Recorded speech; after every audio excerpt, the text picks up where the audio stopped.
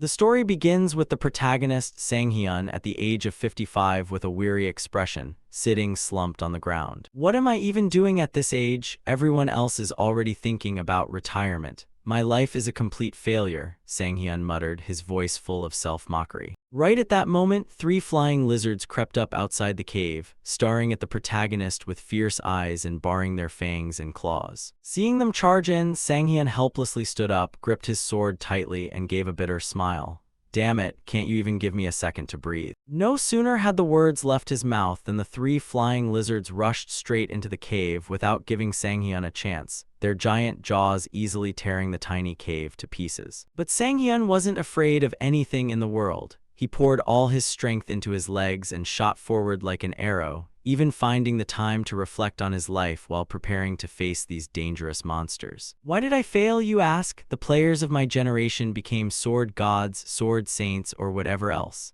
As for me, I was just regarded as some old sword-wielding geezer or a forgetful swordsman. That's all the recognition I ever got. Isn't that reason enough? I don't have a family, and I grew up in an orphanage. But even the orphanage teacher and the other kids, who were like family to me, all died when the sky fall happened. The sky in our world cracked open from within, and monsters poured down like rain, stripping everything away from me. Yet Sang-hyun didn't despair. When standing on the thin line between life and death, a miracle happened. An awakened one wearing silver armor dashed forward, using the sword in his hand to chop the monster holding Sang-hyun into countless pieces. After finishing the deed, he turned his head slightly, his voice full of warmth. "Hey kid, are you okay?" That childhood image has remained deeply etched in the protagonist's mind to this very day. Sang-hyun had been saved by that symbol, which was why he wanted to become just like them. I really gave it my all, but then why? No matter how many monsters I cut down, I never got even a single bit stronger, and couldn't take revenge for anything. The feeling of utter helplessness as he watched his teammates slowly fall still remained deeply branded in the middle-aged man's mind. Returning to reality, Sang-hyun had just finished taking down the 3 flying lizards that intended to treat him as a light snap. But just as he had said before, his body had already entered retirement age. After defeating those puny monsters, he was panting heavily, forced to prop his sword against the ground to keep his body from collapsing.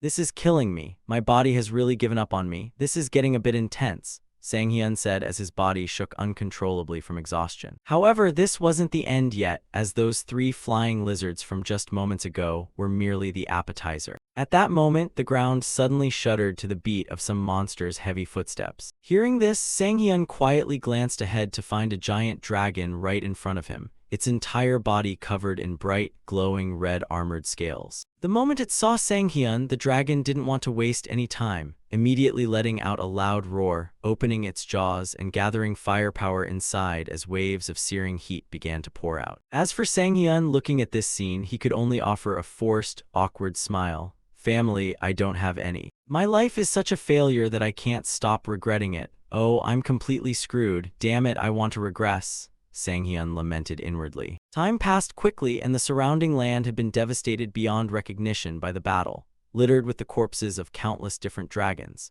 Miraculously, our protagonist Sang-hyun was still alive, his sword deeply embedded in the head of some strange dragon, accompanied by a notification. "Congratulations on conquering the ancient dragon lair dungeon." Ignoring these notifications, the protagonist tilted his head back and let out a loud shout. "Good grief, why am I almost 60 years old and still doing such back-breaking work?" Brief introduction to the protagonist. His name is Shin Sang-hyun, age 55. The old-timer had been a swordsman for 30 years, but his best achievement was merely landing in the top 100 of his homeland. This meant he was basically a nobody, given the massive number of players across the world. Returning to Sang-hyun's perspective, after leaping off the giant dragon's body, the middle-aged man happened to spot a glowing skill book lying nearby and couldn't help his surprise.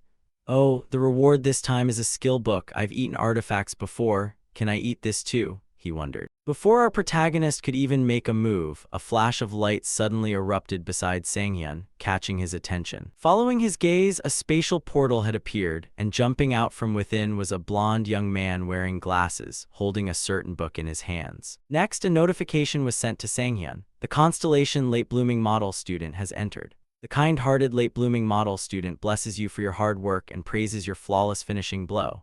Seeing this person appear, Sang-hyun wasn't too surprised because the newcomer was none other than his contractual constellation, the late-blooming model student. "Haha, thank you," Sang-hyun replied, feeling deeply grateful to him for forming a contract with him back when Sang-hyun was just an ordinary, third-rate swordsman. Speaking of the benefits of linking with the late-blooming model student, when a player reaches level 850, all artifact and title stats are doubled, and when a player reaches level 900, the stats are tripled. Because of this requirement, Sang-hyun hadn't received any benefits from this constellation yet. Oblivious to Sang-hyun's inner thoughts, the blonde young man suddenly transformed into a chibi form, flew close to him, and advised him to eat the skill book quickly. Hearing this, the protagonist let out an awkward laugh. "Haha, I was already planning to eat it. I'm about to eat it now." With that, he extended his palm toward the book and activated his skill, Devour Artifact. "That's the only skill I've had since awakening. To understand my skill, I tried cooking and eating artifacts. I even tried frying them, but it didn't make any difference. By the time I finished my useless experiments, 30 years had already passed. When I tried synchronizing mana with an artifact of the appropriate tier, I realized it triggered the Devour Artifact skill. However, I realized this far too late. Everyone else became powerful the moment they awakened." Up ahead, struck by the protagonist's skill, the book flared with a burst of light. But just a few seconds later, it suddenly went out like a fire doused in water. That's it. Nothing happened afterward, leaving Sang-hyun speechless. Then the annoyed middle-aged man angrily hurled the book forward. "Shouldn't this come with an instruction manual or something? There's no way this is a skill book." Beside him, his constellation friend looked flustered, scratching his head and saying there was very little information available on the skill while apologizing for being unhelpful. He told him there was still plenty of time, urging Sang-hyun to try again and begin mana synchronization once more. To Sang-hyun, the constellation's advice seemed to ignite his anger. Gritting his teeth with tears welling in the corners of his eyes, he turned to retort, "Plenty of time? Who says I have plenty of time? I'm almost 60 years old. If I had a child at 30, they'd be turning 30 soon. And if I had a child even earlier, I'd probably have grandkids by now. You might not understand this because you're a constellation, but humans die young." The constellation friend's face began to break out in cold sweat as he apologized if he had said something wrong. Realizing he was venting his anger pointlessly on his close friend, Sang-hyun calmed down and shook his head. "No, you didn't say anything wrong. It's just my life is full of regrets. I can never forget that person's back. I tried so hard to become someone like them. But now I'm exhausted. I'm too old. If I were just a little younger." At this point, Sang-hyun's voice trailed off. The constellation friend fell deep into thought upon hearing those sighs. Then the young constellation broke into a smile, as if he had made a certain decision. Unaware of this, Sang-hyun simply scratched his head. "I was planning to retire anyway. Make a note of it because I'm going to cancel our contract. You should go find someone else to play with." Before his words even finished, the surrounding space suddenly began to change as the blonde constellation used a type of magic that warped space and slowly melted it away. Right at that moment, Sang-hyun received a system notification. "The late-blooming model student is maximizing the essence you have been exposed to, initiating regression." Scene change, an outdoor interview. A handsome brown-haired reporter speaks up. "Dungeons and portals, those are the basic environments where awakened ones, or in other words, players work, right?" Sitting opposite him is a beautiful red-haired woman with her hair tied in a bun, Han Hyunjeong, CEO of Hyunjeong Group. "That's right. You can think of dungeons as stepping stones for players. As for portals, they are other dimensions. In other words, they connect to unknown areas, places that players must pioneer and explore." The reporter gasps, "Oh, so what do you think about this year's dungeons?" "My hypothesis is blah blah," Hyunjeong replies. Returning to Sang-hyun, after seeing the interview program on TV, he completely confirmed his current situation.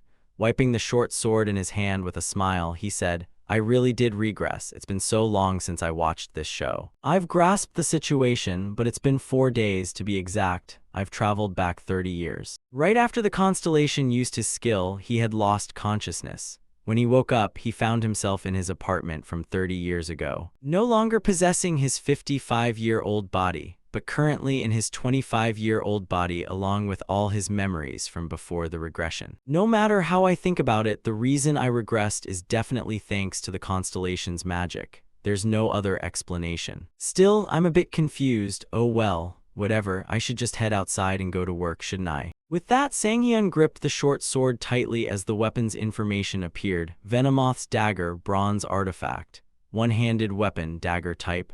Attack, plus 17 speed effect, plus 10. This is a self-defense dagger that doesn't dull easily. Looking at the dagger, a hint of nostalgia flashed in Sang-hyun's eyes. This is the bronze-grade dagger I was lucky enough to get around this time. Its rank might be low, but I know its hidden skill. Without hesitation, Sang-hyun immediately activated Devour Artifact, causing the dagger to burst into a dazzling light. Absorption rate has been determined. Bronze Artifact absorption rate, 10%.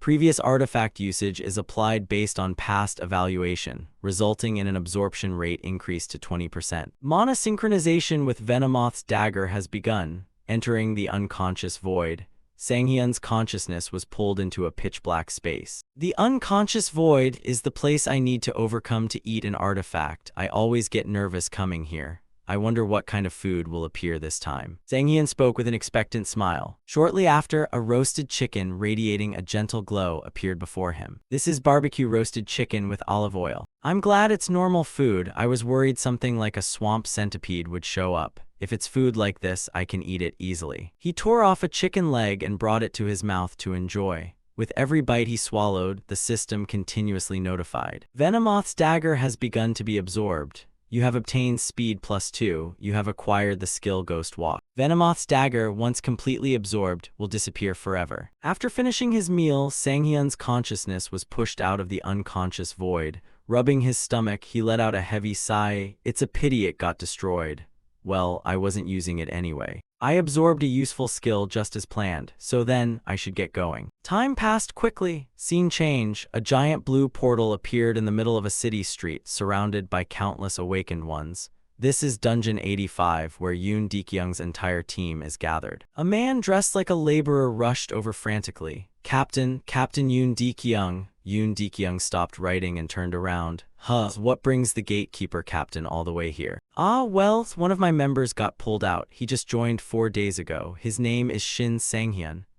Don't worry, Shin Sang-hyun has already been transferred to the player team. The man was shocked. What? He joined the player team instead of the gatekeeper team. I'm the one who approved it. Any problem? The blue-clad old-timer shouted. Of course there is. He just awakened and hasn't even graduated from the player academy. You can't put him in your team. The whole team's balance will be ruined. Yoon Dekyung sighed. Stepping in close, pressing his face forward with heavy pressure and glaring. The gatekeeper team has their hands full with everything anyway, right? The old-timer panicked and scratched his head. Haha, of course, sorry. After he left, Yoon Dekyung scoffed contemptuously. Honestly, if you let the gatekeepers talk, it always ends up like this. Balance, nonsense. The blonde subordinate looked surprised. But sir, why did you take him in? Yoon Dekyung smiled disdainfully. If anyone has to die, it'll be him, not us. Once he dies, the gatekeepers will shut their mouths. What can a level 1 idiot even do anyway? The two of them were laughing when Sang-hyun walked up.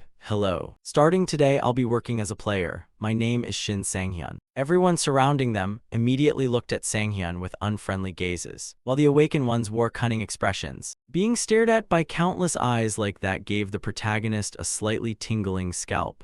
Although I expected this, aren't they even bothering to hide their feelings? Sang-hyun thought to himself. Returning to Yoon Dekyung's perspective, he quickly hid his expression and smiled. Finally, our rookie has arrived. Sang-hyun, right? It's great to meet you. I thought you'd be late on your very first day working as a player. With that, he noticed the weapon Sang-hyun was carrying and narrowed his eyes slightly. Oh, your weapon. Is that a greatsword? Opposite him, the protagonist put on a polite, social smile and explained, yes, that's right. I learned from various YouTube videos. But greatswords are one of the hardest weapon types to use, Yoon Dekyung warned. Sang-hyun clenched his fist, replying with a determined voice, I'll do my best to protect myself, trust me. The male lead's response amused the team captain a bit. Throwing an arm around Sang-hyun's shoulder, he said enthusiastically, haha, good spirit, excellent, a real man needs spirit just like me. Saying that, he turned to instruct the others in the team, now then, let's start conquering the dungeon. Let's do this. Hearing this, the rest of them also excitedly raised their hands into the air and shouted. Just like that, with Sang-hyun present, the group quickly checked their equipment and slowly stepped inside the portal. As for Yoon Dekyung, he stood to one side to ensure everyone entered properly. Watching Sang-hyun's back, he still held a hint of contempt in his heart. He learned from YouTube how ridiculous does he think dungeons are a joke. He's getting arrogant just because he awakened and became a player. Looks like he wants to die. Well, based on the conquest tactics I have, the Orc Dungeon is also known as the Wall of Lamentations for rookies. He'll learn his place soon enough. What a fool. That was what Yoon Dekyung was thinking. However, not long after stepping into the dungeon, his face turned pale and sweat poured down continuously. Because right before his eyes lay the corpses of countless orcs scattered everywhere. And there was only one cause for this, our protagonist Sang-hyun. This caused the team captain to scream inwardly, This is insane, who the hell is this guy? Orcs, they were the kind of monsters that almost exclusively appeared in games, novels, and fictional settings. And since we are so familiar with them, we tend to have a bias that orcs are very weak. Of course, compared to other monsters like dragons, they truly were weak, stupid, and driven only by brutality. Which was why arrogant new players often jumped into battles with orcs without thinking much. And orcs' attributes were even simpler. On average, they stood about 250 cm tall and weighed 180 kg. And their physique provided an overwhelming strength disparity compared to humans, earning orcs the moniker of the Wall of Lamentations. Scene changed to inside the dungeon, where the scenery resembled the hallway of an ancient fortress. While moving, a black-haired guy turned back to warn the protagonist. Hey, Shin Sang-hyun, you're not getting any special treatment just for being a rookie, so you're on your own from now on. His warning made the male lead's eyes flash with slight surprise. Yet at the same time, the leader of the Porter team spat out a glob of phlegm and sneered from behind, acting like a player the moment he wakes up. Such an arrogant brat. As for this kind of mockery, Sang-hyun had lived to be 55 years old, experiencing all sorts of hardships, beatings, and life lessons from society, so he couldn't be bothered and simply scratched his head, saying, Haha, I'll do my best. Looks like nobody here is nice to newbies, Sang-hyun muttered to himself. Not knowing whether this black-haired guy in armor was constipated or what, even though Sang-hyun had spoken so cheerfully, he still snapped irritably. It's not about doing your best, it's about doing a good job. Do your best, my ass. Back to Sang-hyun, the guy's scolding only made his attitude grow somewhat indifferent. After about 2 seconds of silence, Sang-hyun asked, So am I allowed to fight on the front lines if we run into monsters, huh? Are you out of your mind? The armored guy asked back in confusion. But right after that, his expression turned panicked as he warned the group, Wait, there's an orc. Hearing this, Sang-hyun and the Porter captain simultaneously turned around to discover that, sure enough, a green-skinned orc with bulging muscles and an axe in hand was stealthily closing in on them from behind. Seeing it, instead of panicking, Sang-hyun felt a hint of excitement. So this is my first battle after regressing? Leave it to me. Before he could finish speaking, the armored guy had already charged forward with his shield, slamming directly into the orc and temporarily immobilizing it. Seeing this, the black-haired man wore a panicked expression as he scolded the protagonist. You bastard, are you crazy? Moving as slow as you do, how are you planning to use a greatsword? Actually, you didn't need to help me, Sang-hyun pointed out. Then stop talking nonsense and prove your skills, he roared again. Unaware that by this time the orc had raised the axe in its hands high to prepare an attack, Sang-hyun had to remind him, all right, look right in front of you. You should feel grateful, brat, the black-haired man huffed, turning his face back around. But it was a bit too late, as the blade of the orc's axe seemed to loom right before his face. The black-haired man could even smell the rust and lingering blood on the axe. Just when it seemed like he was done for, no, at the most dangerous moment, Team Captain Yoon Dekyung rushed in like a tank, using the shield in his hand to strike straight into the face of the bulky monster, sending its gigantic body flying backward and leaving a small crater upon impact with the ground. Seeing that the orc monster wouldn't be able to attack immediately, the team captain took the time to turn back and yell loudly at both of them. Did you two come here to play? Focus. I'm sorry, the black-haired man stammered, while the rest stared in admiration at Yoon Dekyung's quick reflexes. Up ahead, Yoon Dekyung also drew his sword and dropped into a combat stance. Stand back, I'll handle it. At that same moment, the orc regained its posture, letting out a horrifying sound and charging forward in a frenzy as its axe chopped down hard onto the shield with a deafening crash. However, Yoon Dekyung truly lived up to his title as team captain. the middle-aged man's strength was far from ordinary. The moment he blocked the monster's attack, he drove his sword straight into the left side of the orc's chest, causing streams of green blood to pour out endlessly. Behind him, the rest of the team clenched their fists and burst into excited smiles. "You're amazing, Captain," he pierced its heart. "Is it dead?" Murmurs began to spread. But contrary to their expectations, somehow, despite being stabbed right through the chest, the orc broke into an ecstatic grin as if nothing had even happened. It let out a roar, then gripped the axe in its hand tightly and swung it fiercely forward. The attack was so powerful that it instantly gouged a small hole into the floor. Fortunately, Yoon Dekyung sensed the danger coming from the strike, so instead of trying to block it, he leaped backward to keep his distance. Back to Sang-hyun's perspective, while watching the two big guys fighting ahead, he quickly pinpointed the problem based on his experience. Yoon Dekyung was probably the highest level person here, but he was only level 50 and had no way of dealing a critical blow to that monster. Cutting back to the front, Yoon Dekyung let out a loud shout, tightened his grip on his sword, and sprinted forward. Taking advantage of the orc monster's delayed reaction, he drove his sword deep into the orc's body once again. And with a fatal stab like this, no matter how tough the orc was, it was bound to bite the dust. Seeing this, the surrounding newbies excitedly cheered. He took it down. He defeated an orc all by himself. Hearing this, Team Captain Yoon Dekyung let out a soft sigh, turned around and asked, "What's the big deal? You guys okay?" "Of course, you're so reliable," the awakened group replied cheerfully. "All right, let's get moving." The words had barely left his mouth, and before the group could even take a single step, spine-chilling shrieks echoed continuously from afar, grabbing everyone's attention. When they turned back, they discovered that a group of red-skinned orcs was aggressively marching toward them with a hostile, pick-a-fight aura. Looking at their sharp weapons, cold sweat unconsciously broke out across the faces of all the awakened ones. "Those are armored orcs, Captain. What do we do now?" Surveying the enemy's strength, Captain Yoon Dekyung began having second thoughts in his mind. We'd better retreat to ensure the whole team's safety." Finished thinking, he felt a bit of inner regret. "We barely managed to deal with one, and now a whole pack shows up." Contrary to their fearful thoughts, Sang-hyun looked at the approaching brutes and suggested, "Mind if I give it a try?" His words made the weaklings around him glare at him with furious eyes. What is he saying? "Hey, Shin Sang-hyun, have you lost your mind?" "Sorry, Captain, I should have trained him properly." Over here, Captain Yoon Dekyung advised the protagonist, "Sang-hyun, I know you're excited because you just awakened, but..." Without letting him finish, Sang-hyun grabbed the sword in his hand and dashed forward like a gust of wind, leaving the entire group stunned in place. "Hey, you're going to get yourself killed," Yoon Dekyung shouted after him. However, completely contrary to what everyone imagined, the moment Sang-hyun rushed toward the monsters. With a single attack, he effortlessly sliced the young red-skinned orc in two. At this moment, the entire battlefield fell dead silent in shock, with only Sang-hyun's voice ringing out, "A greatsword. It's truly amazing." In the back, after a few seconds of shock, sweat poured down the faces of the weaklings as they stared at Sang-hyun like they were seeing a prehistoric dinosaur come back to life.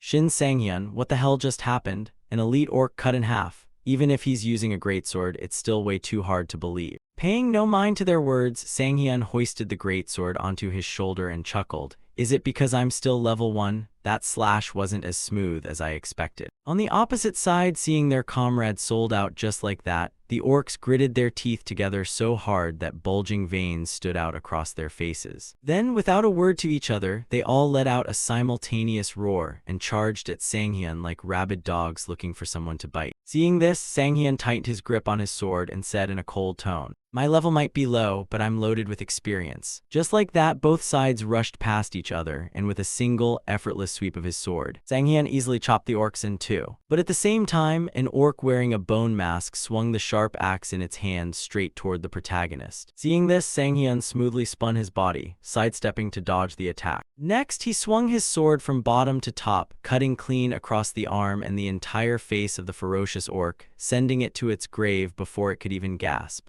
"Do you know how many monsters like you I killed when I was young?" Sang-hyun smirked. Meanwhile, the awakened ones in the back could hardly believe their eyes anymore. "Is that really Shin Sang-hyun? He might wipe them all out, I'm not even kidding," someone voiced out. Returning to Sang-hyun, he was now standing face to face with the leader of this orc pack. "Now there's only you left, armored orc." As he spoke, Sang-hyun stared intently at his opponent. This was a massive orc, completely different from the rest. Setting aside its giant physique, this one was also fully equipped. On this side, seeing all its underlings taken down, the orc leader opened its mouth in a loud howl while swinging its mace straight at Sanghyun. Seeing this, the male lead hurriedly leaped aside to dodge. Too bad for the nearby wall, a huge chunk of it was smashed to pieces. Ignoring this, Sanghyun executed an aerial spin, slashing his sword straight across the elite orc leader's neck. However, the wound he had just inflicted was still too shallow, not enough to take down this monster. Seeing this, Team Captain Number 5 anxiously warned, "Its skin is too thick, the attack didn't work, we're screwed." The words barely left his mouth when, taking advantage of Sanghyun just landing, the orc leader swung its arm backward, aiming its giant mace right at Sanghyun's small body. However, Sanghyun didn't show the slightest bit of concern. "Don't panic," he said softly while activating his skill, Demon Bash. System notification activated. Hidden skill. Abnormal status block. Cooldown 15 seconds. Skill level 1 effect. When attacking a target, human or monster, the target is restrained for 2 seconds.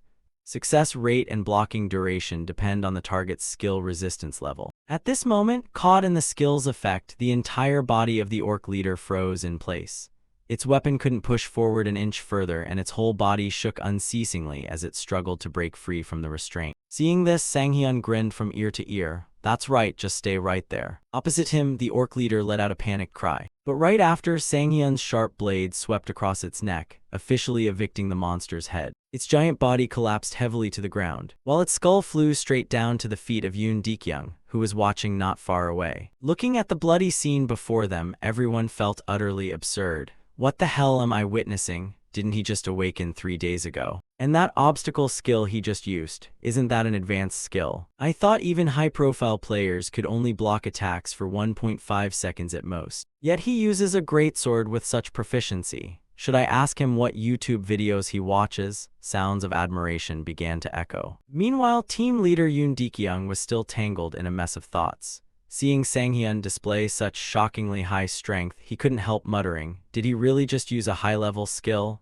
And against an armored orc too. How many days has it been since he awakened? Where on earth did he get that skill? The more Yoon Dekyung thought about it, the more curious he felt. System notification. Congratulations, you have leveled up. You have met the requirements to receive a title. You have received the title, Daring Puppy, title rank F effect, evasion +5. Seeing the unexpected system reward, Sanghyun felt both surprised and delighted inside. I don't care much about the level up, but I didn't expect a title and effect too. Awesome. The system continued to prompt, you have unspent stat points, please choose a stat to enhance. Available points, 1. At the same time, the system screen switched to the attribute interface for him. Seeing this, Sanghyun reached his hand forward to allocate the points. I've already decided which stat to increase. In my past life, I realized this lesson way too late. Luck stats directly affect skill accuracy and item drop rates. I really need it right now. Without a shred of hesitation, he allocated his newly acquired free attribute point into the luck stat. Then, before he could research any further, team leader Yoon Dekyung stepped forward from behind to question him. Are you really Shin Sanghyun? The skill you just used was obstacle, right? Where did you get that skill from? For Sanghyun, this question felt a bit awkward. I just regressed and I used my skill for a good cause. Even so, I can't just tell him that. Thinking this up, he made up an excuse. I just had it right after awakening. Opposite him, Sanghyun's answer was naturally unacceptable to Yoon Dekyung. He pointed straight at Sanghyun's face and interrogated, does that sound reasonable to you? Stop trying to brush it off. Are you sure? Did you just get lucky and pull a diamond tier artifact? Or something even higher? He spoke while glancing at the greatsword in the protagonist's hand. Perhaps he assumed all the recent strength came from this sword. Seeing the suspicion in his eyes, Sanghyun held out his sword for him to inspect directly. Do you want to check it yourself? Over here, team leader Yoon Dekyung felt a bit flustered seeing Sanghyun casually hand over his weapon. But he still accepted the sword to check. Sure, fine, if you say so. Saying that, he stared intently at the weapon and very quickly, all related information displayed clearly before Yoon Dekyung's eyes. Slaughter Greatsword, two-handed weapon type, Greatsword attack power, 50 effect. None description, an ordinary greatsword with a simple design possessing no special abilities. Seeing the info displayed by the system, Yoon Dekyung immediately screamed like his house was on fire. What the hell? Is this really just an ordinary greatsword? Then that skill really belongs to you. At that, he pressed his lips tightly together. Veins started popping on his face as he cursed inwardly. Damn it, I've been raiding dungeons for 2 years, yet my skills are still worse than his even though he's only level 50. At this rate, today's reward distribution. Without letting Yoon Dekyung think further, a guy in the party shouted loudly, "Captain, the sub-boss has appeared." Hearing this, the rest of the group turned their eyes to Yoon Dekyung. His expression turned slightly dark as he instructed everyone, "Yeah, let's go." Afterward, he turned to Sanghyun and said, "Thanks to you, we easily cleared out those small fries. But don't wander in too deep and carelessly lose your life. Fancy tricks like yours won't do you any good against the demon orc we're about to face." Back to Sanghyun, Yoon Dekyung's attitude left him slightly puzzled. However, as if remembering something, he broke into a smile. "I almost forgot why I came back to this team right after regressing. This team distributes loot based on contribution." Then Sanghyun called out to him, "Hey Captain, if I kill the demon orc by myself, can I take the artifact as my reward?" Sanghyun asked with a bright smile. Red crystal, it was an artifact that could only be obtained by defeating the demon orc. Even so, it was known to be very difficult to collect even upon defeating the demon orc.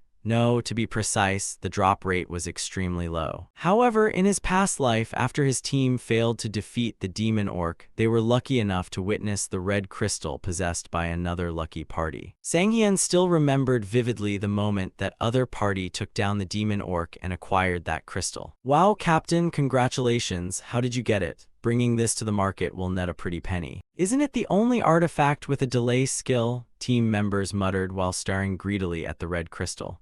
This made their team leader slightly uncomfortable as he scolded, "Hey, talk less, your spit is flying all over me." "Delay, that's a skill I desperately need right now," Sanghyun thought to himself. Returning to reality, Sanghyun's statement left the entire party stunned for a few seconds. Seeing this, Sanghyun took the opportunity to explain further. "If I remember correctly, this party distributes loot based on contribution, right? If I defeat the monster by myself, there shouldn't be any problem, right?" Hearing this, team leader Yoon Dekyung in front fell silent without saying a word. This made Sanghyun's face sweat with anxiety. Gathering the delay skill now was crucial for future events. However, most people would think badly of a newbie player acting arrogant like this. No one would take him seriously. Right then, before Sanghyun, 2 weak party members who were oblivious to their own strength glared at him like debt collectors. "Hey, are you out of your mind? Who do you think you are? You think killing a few orcs makes you hot stuff? You even dare talk about dividing equipment?" Before they could shout another word, team leader Yoon Dekyung maintained his composure and stopped them. Hey, calm down, as you wish. However, that only happens if we fail to defeat the boss. Only then will you be allowed to step into the dungeon alone and kill it yourself. Is that clear?" Captain Yoon Dekyung spoke with a warning gaze. However, just hearing him agree to distribute loot based on contribution was enough to make Sanghyun feel happy. "It's easier than I thought." Thinking that, he asked again for confirmation. "So that means I'll be sitting out of this fight, right?" "Have it your way." The team leader turned around and briskly walked forward. Inwardly, he thoroughly disliked the attitude Sanghyun was showing him. Who the hell is this jerk? He acts like he's hot stuff just because he has one overpowered skill. I'll clear this dungeon and shut him up. I'll show you just how important experience is on the battlefield. With this thought in mind, Captain Yoon Dekyung raised his hand and pushed open the giant doors ahead. Inside the dark room, a massive orc holding a giant axe had been waiting for the group for who knows how long. Accompanying that, the system notified Yoon Dekyung's group, "You have entered the mid-boss room." Inside the room, the boss demon orc had an appearance completely distinct from the rest. It possessed a gigantic, muscle-bound body, purple skin, goat horns sprouting from its head, and a red crystal embedded right in the center of its chest. Its whole body was wrapped in chains. This was the mid-boss, the bloodthirsty demon orc. Looking at its ferocious appearance, Yoon Dekyung's expression turned more serious than ever. He tightened his grip on his sword and commanded sternly, "Everyone prepare for battle, surround it and attack its back." Saying that, although the boss monster looked extremely tough, Yoon Dekyung wasn't too worried. He had heard some information from somewhere about this monster. "It looks fierce, but I heard it's very easy to defeat. According to the info I got, fight alone. Too bad you won't have a chance to do that." Shin Sanghyun.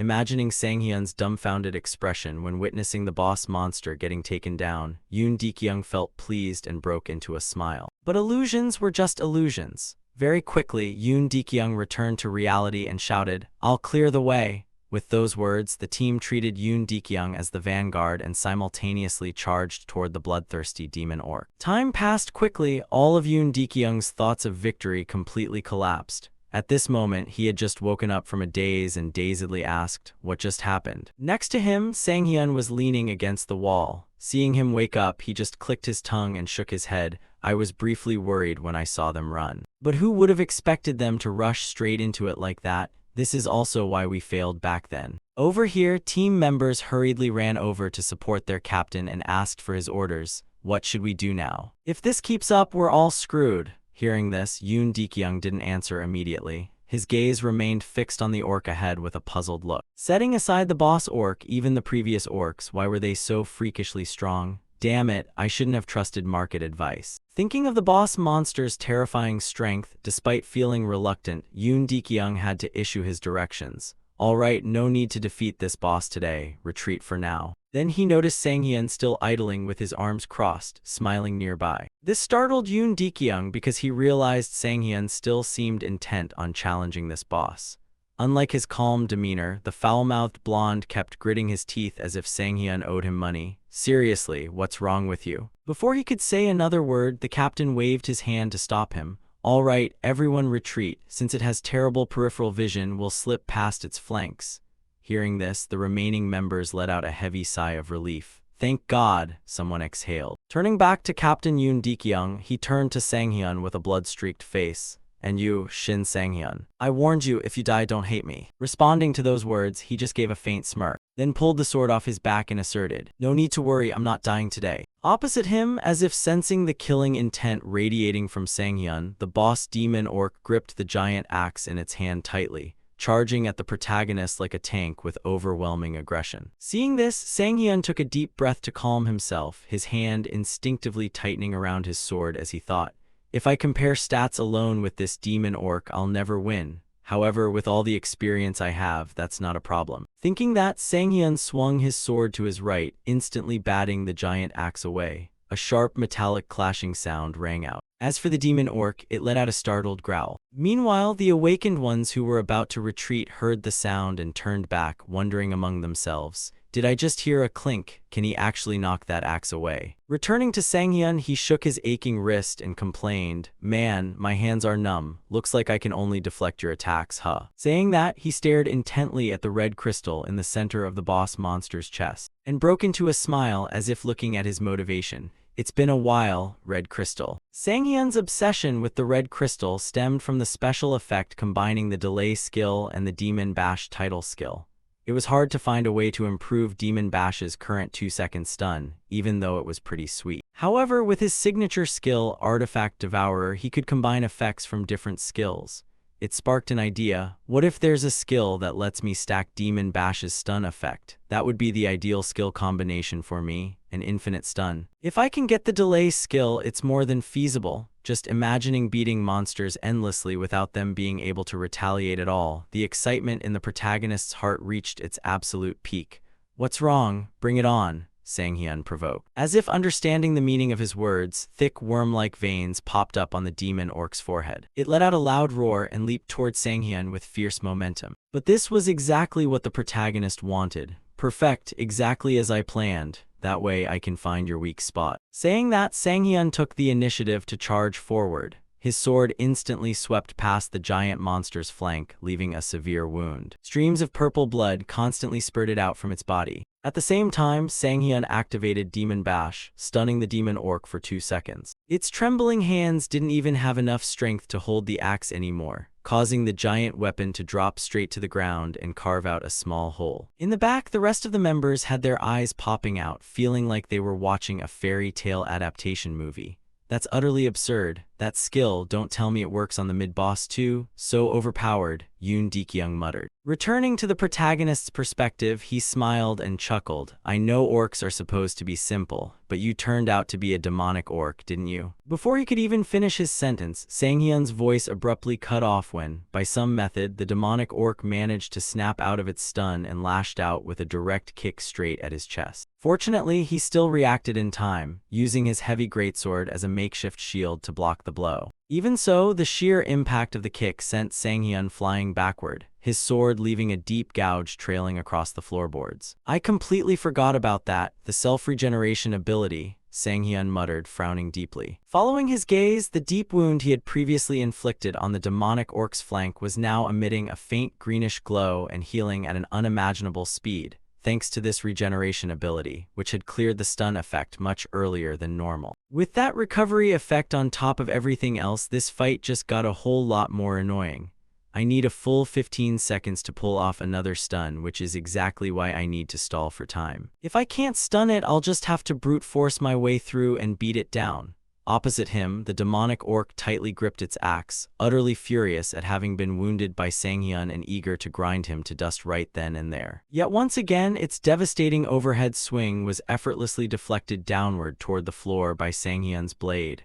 "Pretty simple, huh?" Sang-hyun said with a grin. Just like that, the two of them began clashing repeatedly, sending shockwaves rippling outward with every single strike, while over on the sidelines, the blonde-haired awakened user couldn't care less about the battle and nervously urged his team leader, "Commander, we really have to get out of here right now.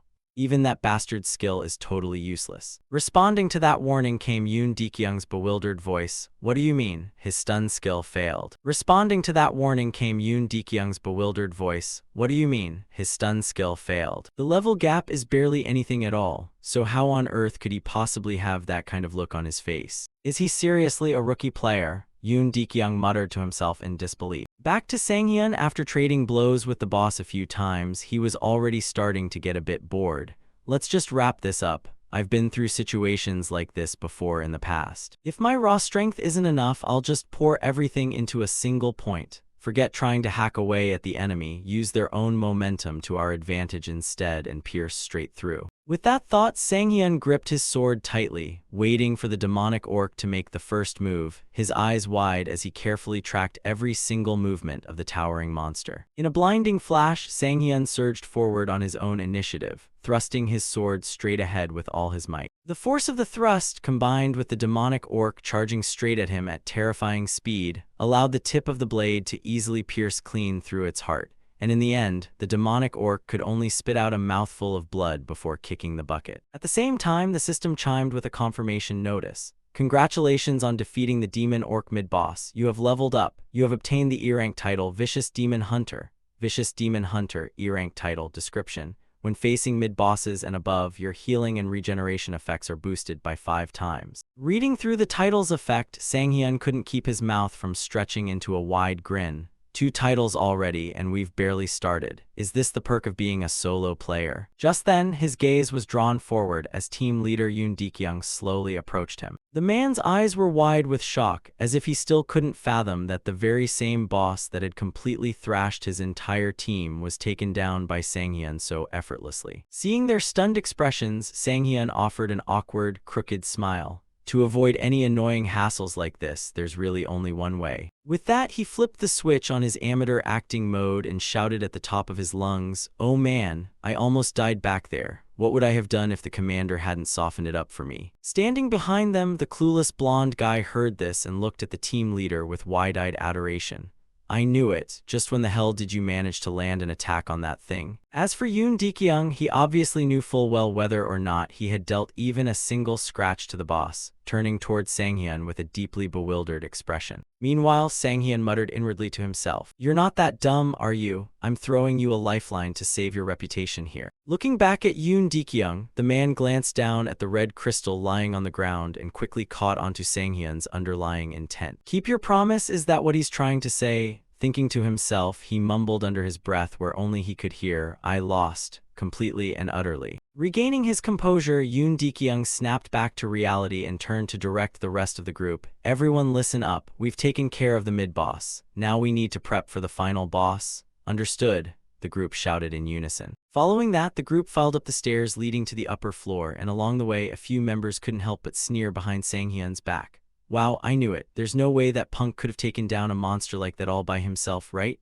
Man, I wish I had a stun skill like that. Forget it. It didn't even work properly on the mid-boss anyway." Paying zero attention to the whispering and snide remarks, Sang-hyun turned his full focus to the red crystal, the item he had been waiting for all this time. Well, now that the audience has cleared out, I guess it's time to dig in and eat, huh? Red crystal, craft, silver type, special equipment, accessory, special effect, delay attribute, vitality plus 10, strength plus 10 description, a rare item obtainable only by defeating the demon orc, a condensed artifact of tenacity and endurance. Right after that, Sanghyun's consciousness was pulled into a blank, ethereal void. Appearing right in front of him this time was a dish prepared by the supreme chef, spicy cold noodles with aspic jelly, and just looking at it made Sanghyun's appetite flare up uncontrollably. He immediately took a seat at the table, picked up the bowl, and prepared to dig in, and as every single strand of noodles slipped down his throat, the system notifications rang out. You are ready to absorb the red crystal.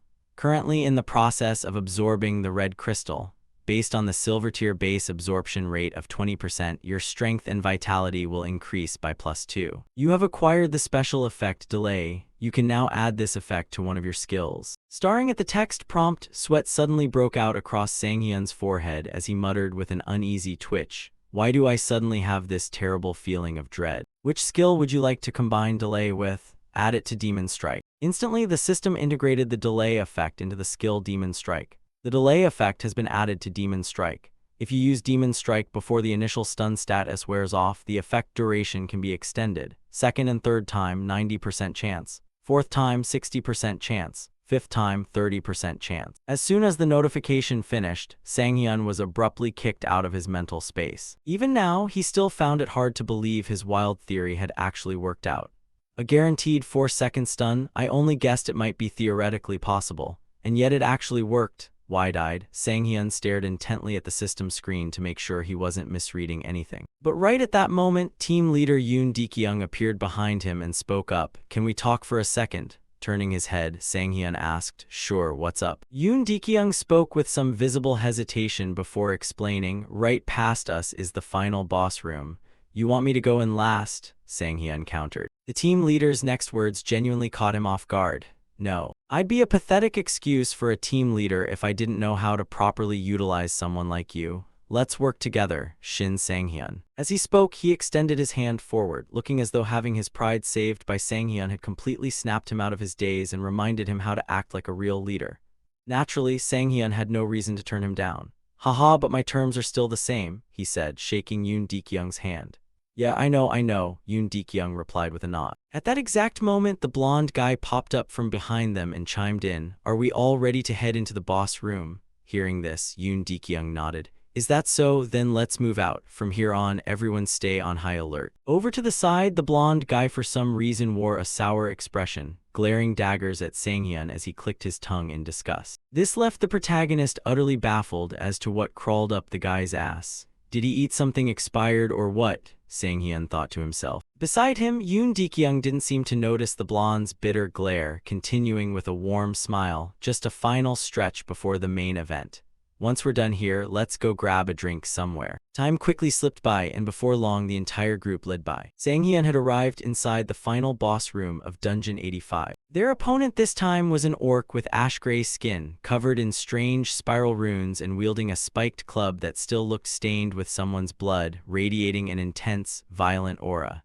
It was none other than the final boss, the Berserk Orc. Returning to team leader Yoon Dekyung's perspective, having witnessed the sheer terror of the mid-boss, the Demon Orc, he no longer held an ounce of contempt or arrogance toward this dungeon. Stepping forward with beads of sweat rolling down his face, he said to the protagonist, Sanghyun, I'll take the lead. To prevent him from foolishly rushing in and getting one-shot by the boss, Sanghyun unhooked the sword from his back and shook his head, saying, Just stick close behind me. Hearing this, Yoon Dekyung still looked skeptical and tried to advise him, Now look, you shouldn't.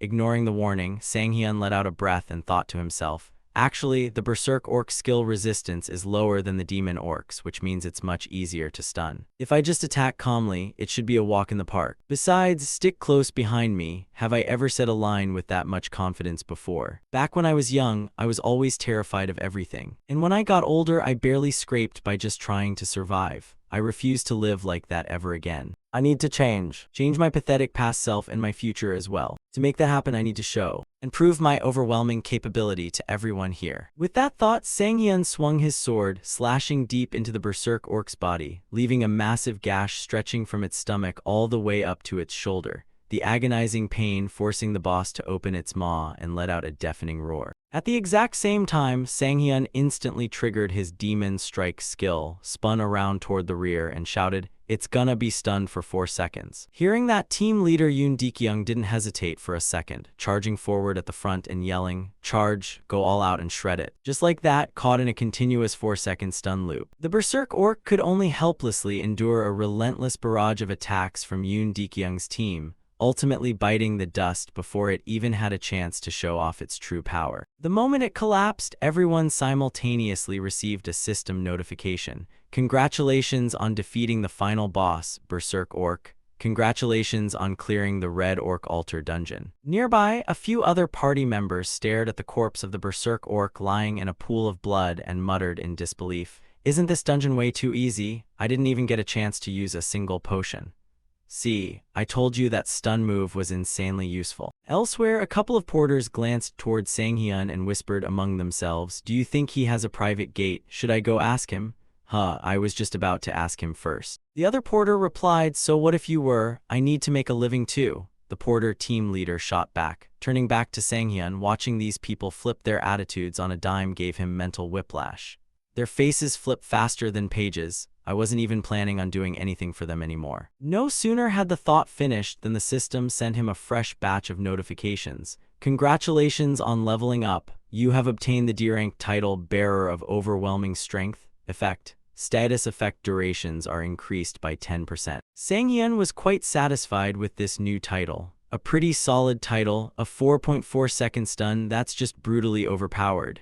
In my past life, I never managed to get a single title. Suddenly, Sang-hyun's expression turned slightly melancholic. Even so, this still isn't anything compared to that guy. Do Jung-soo, the demon swordsman, the title collector, the perfect sword. He was the absolute best swordsman player in South Korea with an insane collection of titles. Just 2 years after the player era began, he was already a monster surpassing level 500. Before I even regressed, he's someone I respect beyond words. But still, there's no guarantee I won't catch up to him now. If I start grinding hard from here on out, I just might stand a chance. Thinking about potentially overtaking the demon swordsman, steam literally puffed out of Sang-hyun's nostrils, startling the porters standing right behind him. But it wasn't just them. Even team leader Yoon Dekyung looked over with curiosity and asked, "What on earth are you doing?" "Oh, nothing, just stretching," Sang-hyun awkwardly replied. Brushing it aside, Yoon Dekyung pulled out a ring and handed it over to Sang-hyun. "Here, you carried hard today, take it." Staring at the gift, our protagonist couldn't help but look startled and joked, "Did someone possess your body?" In response, Yoon Dekyung offered an awkward smile. "Hey, you totally hard carried this run. I've still got a sense of ethics, you know. Besides, it's only a bronze tier item anyway, so I can afford to be generous."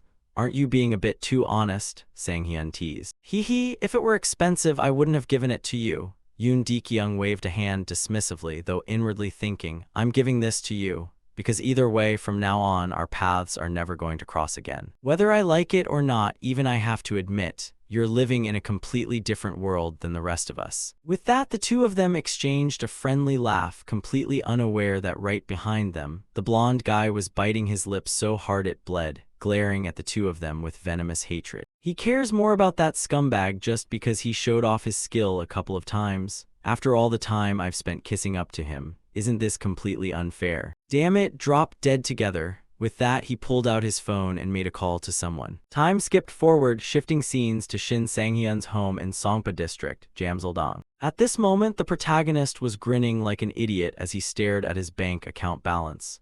Insane, this is exactly why I became a player. The portal transaction fee alone nets me $200 a day. Looks like he gave me double what everyone else gets, plus an extra bonus on top of that. Thinking this, Sang-hyun put his phone away and turned his gaze to the ring resting on the table. Ring of Rage, Craft, Bronze Type, Auxiliary Equipment Special Effect, Lightweight Attribute, Strength +10 Description, a ring obtainable exclusively from the Berserk Orc. This ring infuses the wearer with a consuming fury. Special effect, lightweight, consumes 1 mana per second to reduce the perceived weight of all equipped artifacts down to 100 G. Inspecting the ring's stats, Sang-hyun couldn't help but admire it internally.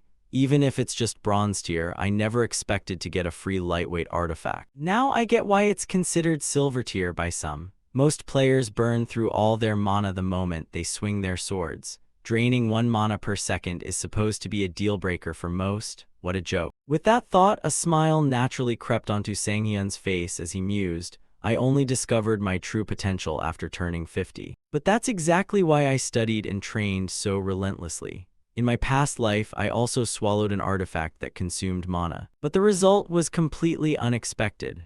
The special effects of mana-consuming artifacts always came with heavy penalties. But those penalties completely vanished when I absorbed them. Who gives a damn about penalties? The more skills, the better. Thinking this, Sang-hyun began the process of absorbing the ring. In a different development, over at Club H Seoul in Gangnam District, the blonde guy from Yoon Dekyung's team was cuddling up with some attractive woman while venting to someone on the phone. I'm telling you for real, that son of a bitch has a stun skill that lasts a full 4 seconds. He ranted loudly, causing the person sitting across from him to frown in annoyance and snap. Hey, who the hell do you think you're raising your voice at? And no, I'm sorry. The blonde guy hurriedly bowed his head. Next, the thug sitting in front of him raised an eyebrow and asked, so what of it? You want me to go exact revenge for you? The betrayal puppy hastily explained, no, he's definitely cheating. He used some kind of cheating stun items too. Cutting him off, the thug roared in frustration. What the hell do you even want me to do, you retard? I'm trying to talk business here. And Yoon Dekyung likes him so much. So you do want revenge after all, the thug sneered. At another table, a blonde girl whispered into the ear of a one-eyed man sitting next to her. Aren't you guys close with that guy? He just looks like a total loser. Haha. Tilda, hearing this, wanting to show off in front of the beauty, the one-eyed man called out, hey. The blonde guy turned around, but right at that instant, his left ear was cleanly sliced off, sending him shrieking in agonizing pain as he clutched the side of his head while blood gushed out profusely. Paying no mind to his agonizing screams, the one-eyed man smiled with amusement. Who the hell do you think we are? You take us for your personal errand boys. Right as he finished speaking, he casually tossed a glass of alcohol right into the bleeding wound of the screaming blonde, and said coldly, then you better pay the price. I'll listen in proportion to the value of your ear. Speak. Where is that bastard? Time quickly passed. Returning to Sang-hyun's current location, he was still completely oblivious to the fact that the blonde guy and a syndicate of thugs had targeted him, casually strolling around the area. Sitting down near the staircase, Sang-hyun let out a tired sigh. When he remembered the taste of the dish from earlier, just thinking about it made his stomach churn as if he was about to puke right then and there. Who would have thought that cold cucumber soup would come out of the ring of rage? Oriental cold cucumber soup is an absolute assassin to anyone who eats it. My stomach is doing backflips right now. But even so, there was always a silver lining at the end of the tunnel. Thinking this, he effortlessly spun his massive greatsword around in his hand like a lightweight toy fan, completely ignoring its absurdly heavy physical weight. All of this was thanks to the lightweight effect he had inherited from the Ring of Rage. The special effect activated passively with no cooldown. Due to the Artifact Devourer skills effect, the old mana consumption penalty had been wiped clean, though as a trade-off penalty, the lightweight effect was scaled down so that the weight of all equipped artifacts was fixed at a flat 100 G. Guess I'll be using a greatsword for the time being then. What if I accidentally drop it though? Oh well, next up is. As he spoke, Sang-hyun swiftly brought up his status screen. This was his current stat sheet. Player info. Name, Shin Sang-hyun. Level, 7 titles, bearer of overwhelming strength and 2 other titles. Constellation, none. Exclusive skill, Artifact Devourer. Consumed artifacts, 3 vitality, 324 energy, 32 exp, 307. Strength, 13 stamina, 12 agility, 12 mana, 10 luck, 16 evasion, 15 defense, 10 unallocated points, 0. Reviewing his current stats, the protagonist reminded himself, I need to start drawing the attention of constellations now. Since a player can only serve one constellation, I need to think this through carefully. If possible, I want someone who has the highest synergy with my highest stat, which is luck. Anyway, since my stats are still a bit too low to really interest any major constellations, I guess I'll just have to keep grinding for now. With that, Sang-hyun slowly stood up, turning his gaze toward the rows of preset training dummies to begin his session. 3 days later, at this moment, Sang-hyun had just arrived at a remote location via car. The moment he stepped out of the vehicle, his face was pale green, looking as though he was on the verge of kicking the bucket at any second. I thought I was actually going to die on that ride. Guess combining 3 days of non-stop training with a long-distance drive was a bit too much. Well, at least I got a new skill out of it, so it's whatever. Shaking off the fatigue, Sang-hyun twisted his body from side to loosen up. The skill he had just acquired was two-handed sword mastery, a basic passive skill for swordsmen. Skill level 1 description increases adaptability and proficiency with all types of swords, excluding daggers and one-handed longswords. The destination he had traveled to was Dungeon 101, a solo-exclusive player dungeon. Staring at the glowing blue gate poolsing in front of him, Sang-hyun offered a slight smile. Today, I can go in here all by myself and finally cut loose. No need to worry about anyone else giving me weird looks. Plus, since it usually takes months of waiting in line to enter a solo player dungeon, I should consider myself lucky to be able to skip the queue. As he spoke as if noticing something off, Sang-hyun glanced back and grew silent. In the distance, a black car was parked in complete silence. The vehicle raised Sang-hyun's suspicions, as he had already noticed it tailing him stealthily for a while now. Who would have thought these guys would follow me all the way out here into the woods? I don't know what they're after. But whatever it is, I can just deal with it inside the dungeon, Sang-hyun said in a chilling voice, a flash of murderous intent crossing his eyes. Shifting scenes to the dungeon entrance, designed in the shape of a massive, cavernous grotto. Emerging calmly from inside the gate was the group of thugs the blonde guy had hired earlier, having somehow managed to convince this shady crew to tag along. The moment they stepped out into view, Sang-hyun's voice rang out in greeting. Isn't this a solo player dungeon? There's no way you guys wandered in by mistake. This is my spot. Hearing his voice, the leader of the rat pack looked slightly surprised. He scanned the protagonist, whose posture made it look as though he had been waiting for them all along. But shortly after, the whole bunch burst into mocking laughter at his apparent stupidity. Are you retarded or something? Back to Sang-hyun. Taking in their rough, thug-like appearances, Sang-hyun instantly realized this wasn't just some ordinary raiding party. Hopping to avoid unnecessary bloodshed, Sang-hyun issued a warning. I won't report you, so just get lost. Finishing his sentence, Sang-hyun's eyes narrowed slightly as he silently observed the group from head to toe, quickly piecing things together. They don't have a healer or a mage. They threw away stability, the one thing necessary for any dungeon raid, and formed a party consisting purely of swordsmen and archers. They're a professional player hunting squad, the hyenas, Sang-hyun thought to himself. And just as he guessed, these guys were entirely specialized in stabbing people in the back. At that moment, they didn't even bother hiding their true intentions anymore.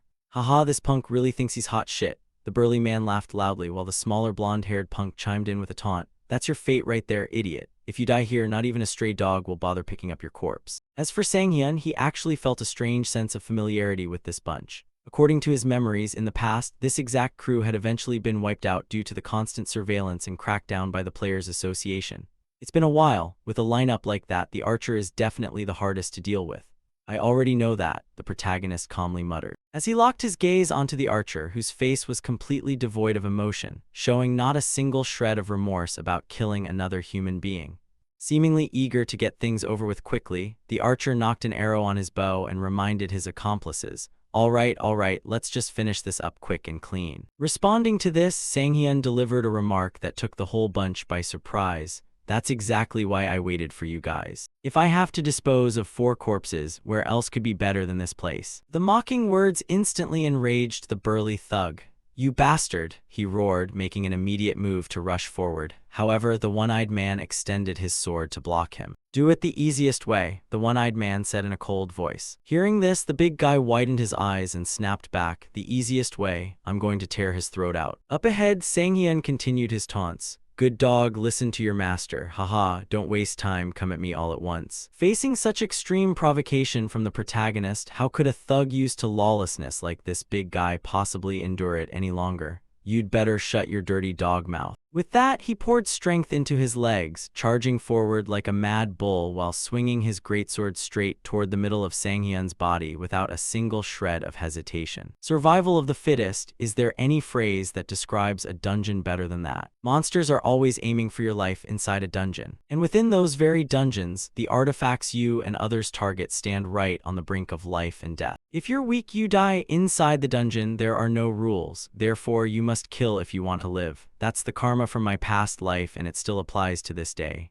The result is, everything happening here is just self-defense. At this moment, the entire group of thugs fell into a daze. Through their eyes, the big guy had charged with overwhelming aggression, but was now sliced cleanly in two by Sanghyun with a single sword strike before he could even let out another scream. Sanghyun's cold gaze swept over the remaining group as he spoke. What are you still standing there for? Come at me all at once. Without a moment of hesitation, the remaining three began widening the distance. With the power Sanghyun had just displayed, they knew full well that if they let him close in for hand-to-hand combat, all three of them were finished. Therefore, drawing on their experience of ambushing other parties, they quickly devised a counterplan. While running, the blue-haired guy instructed the other two, "Provide cover while we get into position." "Got it, I know," the archer replied, though deep inside he was swirling with confusion. He killed Sanho. Even if he's an idiot, Sanho had already reached level 100, and that guy just awakened recently. What on earth is going on here? The more the archer thought about it, the less he could make sense of it. Meanwhile, on this side, Sanghyun started spinning the greatsword in his hand like helicopter rotor blades. The whistling wind it generated was enough to make anyone's hair stand on end. "Hey, where are you running off to?" Sanghyun teased. "Damn it, this monster," the archer replied, quickly drawing his bow and losing two arrows that streaked forward towards Sanghyun with a Win Chinese letter RRIPPING velocity. However, against such a simple attack, it was nothing more than child's play to Sanghyun. With a single sweep of his sword, he effortlessly chopped both arrows right in two. Next, taking advantage of the archer's brief moment of disorientation, Sanghyun spun around and hurled the greatsword in his hand straight forward. Instantly, the archer went to meet the Grim Reaper. He only managed one scream before biting the dust for good. His pathetic shriek startled the remaining two who were fleeing, causing them to turn back and go completely blank. "What kind of freak is he?" the small orange-haired guy yelled in shock. Unlike him, the blue-haired guy had a completely different thought. He noticed that Sanghyun no longer had a weapon in his hand. He threw the greatsword away. "That means he's weaponless right now. This is the absolute best time to attack. Go!" the blue-haired guy roared loudly. Just like that, both of them charged simultaneously toward the protagonist, while he sprinted with all his might toward the greatsword still embedded in the archer's body. However, at the exact moment Sanghyun's hand reached the sword, the two thugs' attacks were already aimed straight at him. The sound of a blade slicing into flesh rang out. A stream of fresh blood spattered from somewhere. However, it didn't come from Sanghyun but from the archer. At the narrowest moment, the protagonist had used the sword as a pivot and performed an aerial flip to dodge. "You're insane," the orange-haired guy gritted his teeth, seeing that Sanghyun had successfully evaded even in such a brief window. As for Sanghyun, he didn't care to chit-chat with these people. Thus, he swiftly pulled the sword out. Simultaneously, the blue-haired guy suddenly reached out, grabbing the orange-haired guy's head from behind, causing the latter to panic slightly. "Jun-T, what are you doing?" The words had barely left his mouth when Jun-T shoved the orange-haired guy forward, using him as a meat shield to take Sanghyun's attack, sending him to his doom in an instant. Returning to Sanghyun, he temporarily halted his attack rhythm and said, "Come to think of it, you guys traffic organs right. No matter how I think about it, there's no way you guys could cooperate on blind faith or anything like that, right? I'm guessing your goal is to awaken mana stones through organ transplants, isn't it? I might not look like it, but I've seen a lot in the past." Over here, Jun-T also sneered. "So what's the difference? What if you figured it out, huh, you piece of shit?" Saying that, he rushed forward, thrusting the sword in his hand straight towards Sanghyun while wearing a triumphant smile. However, right before the blade came within about 5 centimeters of Sanghyun's face, it froze completely, unable to budge an inch further. Because at that moment, Sanghyun was activating his Demon Bash skill, stunning Jun-T for 4.4 seconds. Looking at Jun-T's body frozen like a statue, Sanghyun calmly continued, "Then let me ask, I was worried you'd bore me to death." Switching to Jun-T's perspective, cold sweat poured down his face from tension. "What? I'm stunned, but how? Could it be those wounds from earlier, just from those minor cuts? There's no way a skill can be this overpowered. Is this the end? What is he saying? Am I going to die like this? No way, I'm always the one taking lives. It's always been like that, I'm always." At this point, feeling his own life mission coming to an end, memories rushed back into Jun-T's mind when he deceived a rookie awakened. "Let's do our best this time," he had said while throwing an arm around a young boy with a freckled face. "With you around, we can do anything. I believe in you," the young man had replied. Scene shift to another frame. At this time, the young man with a blood-soaked face anxiously interrogated Jun-T. "Why, please don't, I'll do anything you say." Returning to reality, Sanghyun looked at the villain's trembling body and smirked. How about it? You've experienced it yourself. Are you scared because it's your turn now? Time passed quickly. At this moment, Sang-hyun was sitting by a small stream wiping off the sword stains. Presumably, Sang-hyun had also sent Jun-Ti off to meet his buddies. And despite witnessing this many times, Sang-hyun still felt a bit unaccustomed to it in his heart. Phew, I shouldn't get too used to these situations. It hasn't been long since I regressed. Looks like I won't have a chance to covenant with a constellation. Wait though, that was just self-defense. Whatever, so I guess these are mine, right? As he spoke, Sang-hyun turned to look at the heap of weapons scattered randomly to one side. The system notified, you have acquired 8 artifacts from this dungeon. Time passed quickly. At this moment, Sang-hyun was putting his outer jacket back on. During the battle earlier, he had taken it off to avoid getting bloodstains on it. Simultaneously, he checked his status. Currently, he had reached level 10 and his consumable artifacts totaled up to 11.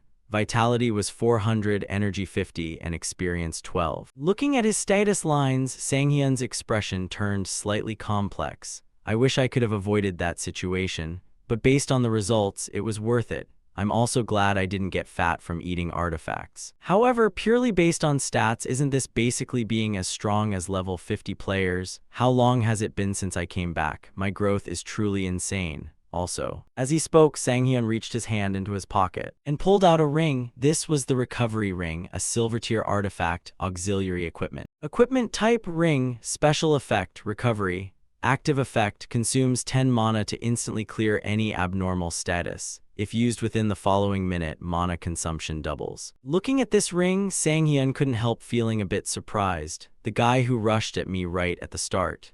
Who would have thought he had an abnormal status cleansing artifact? Wait, that means if I had blindly trusted the stun, I would have been toast. I'll definitely have to be more careful next time. Now I'll start synchronizing mana with the recovery ring. Just like that, Sang-hyun began consuming the ring. Cutting to deep inside dungeon number 101, internal access route.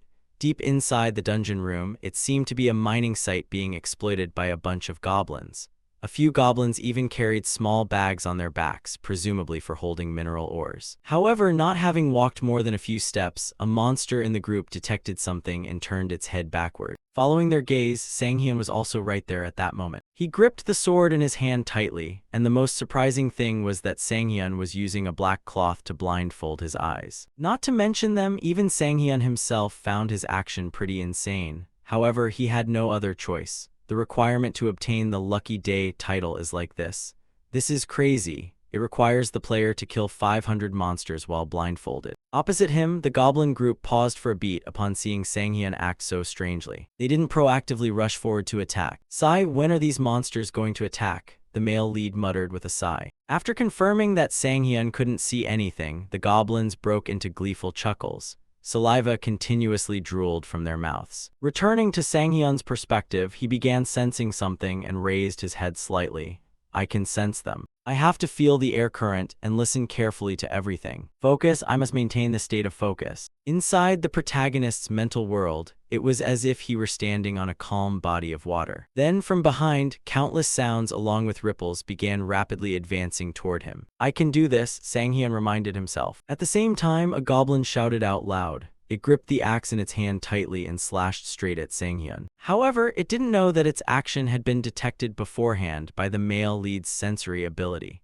Without a single moment of hesitation, he swung his sword forward in a semicircle with wind-dripping speed, instantly cleaving 4 goblins in half all at once. A rain of blood ensued. The surrounding space was reeking with a pungent smell of fresh blood, yet Sang-hyun somehow felt excited by it. It feels really good. He let out a chuckle. Then from afar, a stream of light suddenly flew forward at blinding speed, aiming straight at Sang-hyun's head. The moment it entered his perceptual range, Sang-hyun flicked his hand and easily caught the arrow, then instantly snapped it in two. This caused the archer goblin in the distance to break out in a cold sweat and let out an incomprehensible squawk. Returning to Sang-hyun's perspective, his sensory ability was now expanding in all directions, helping him discover that countless pairs of eyes were glaring at him from within the darkness. Yet he still didn't feel a shred of fear. Just a moment ago I was in a terrible plight, but thanks to that I was reminded of the past. I guess that's how I honed my senses, huh? But anyway, bring it on, you bastards, he provoked. And at his words, how could the green-skinned monsters hold back? With overwhelming numbers, the whole bunch rushed forward like moths to a flame.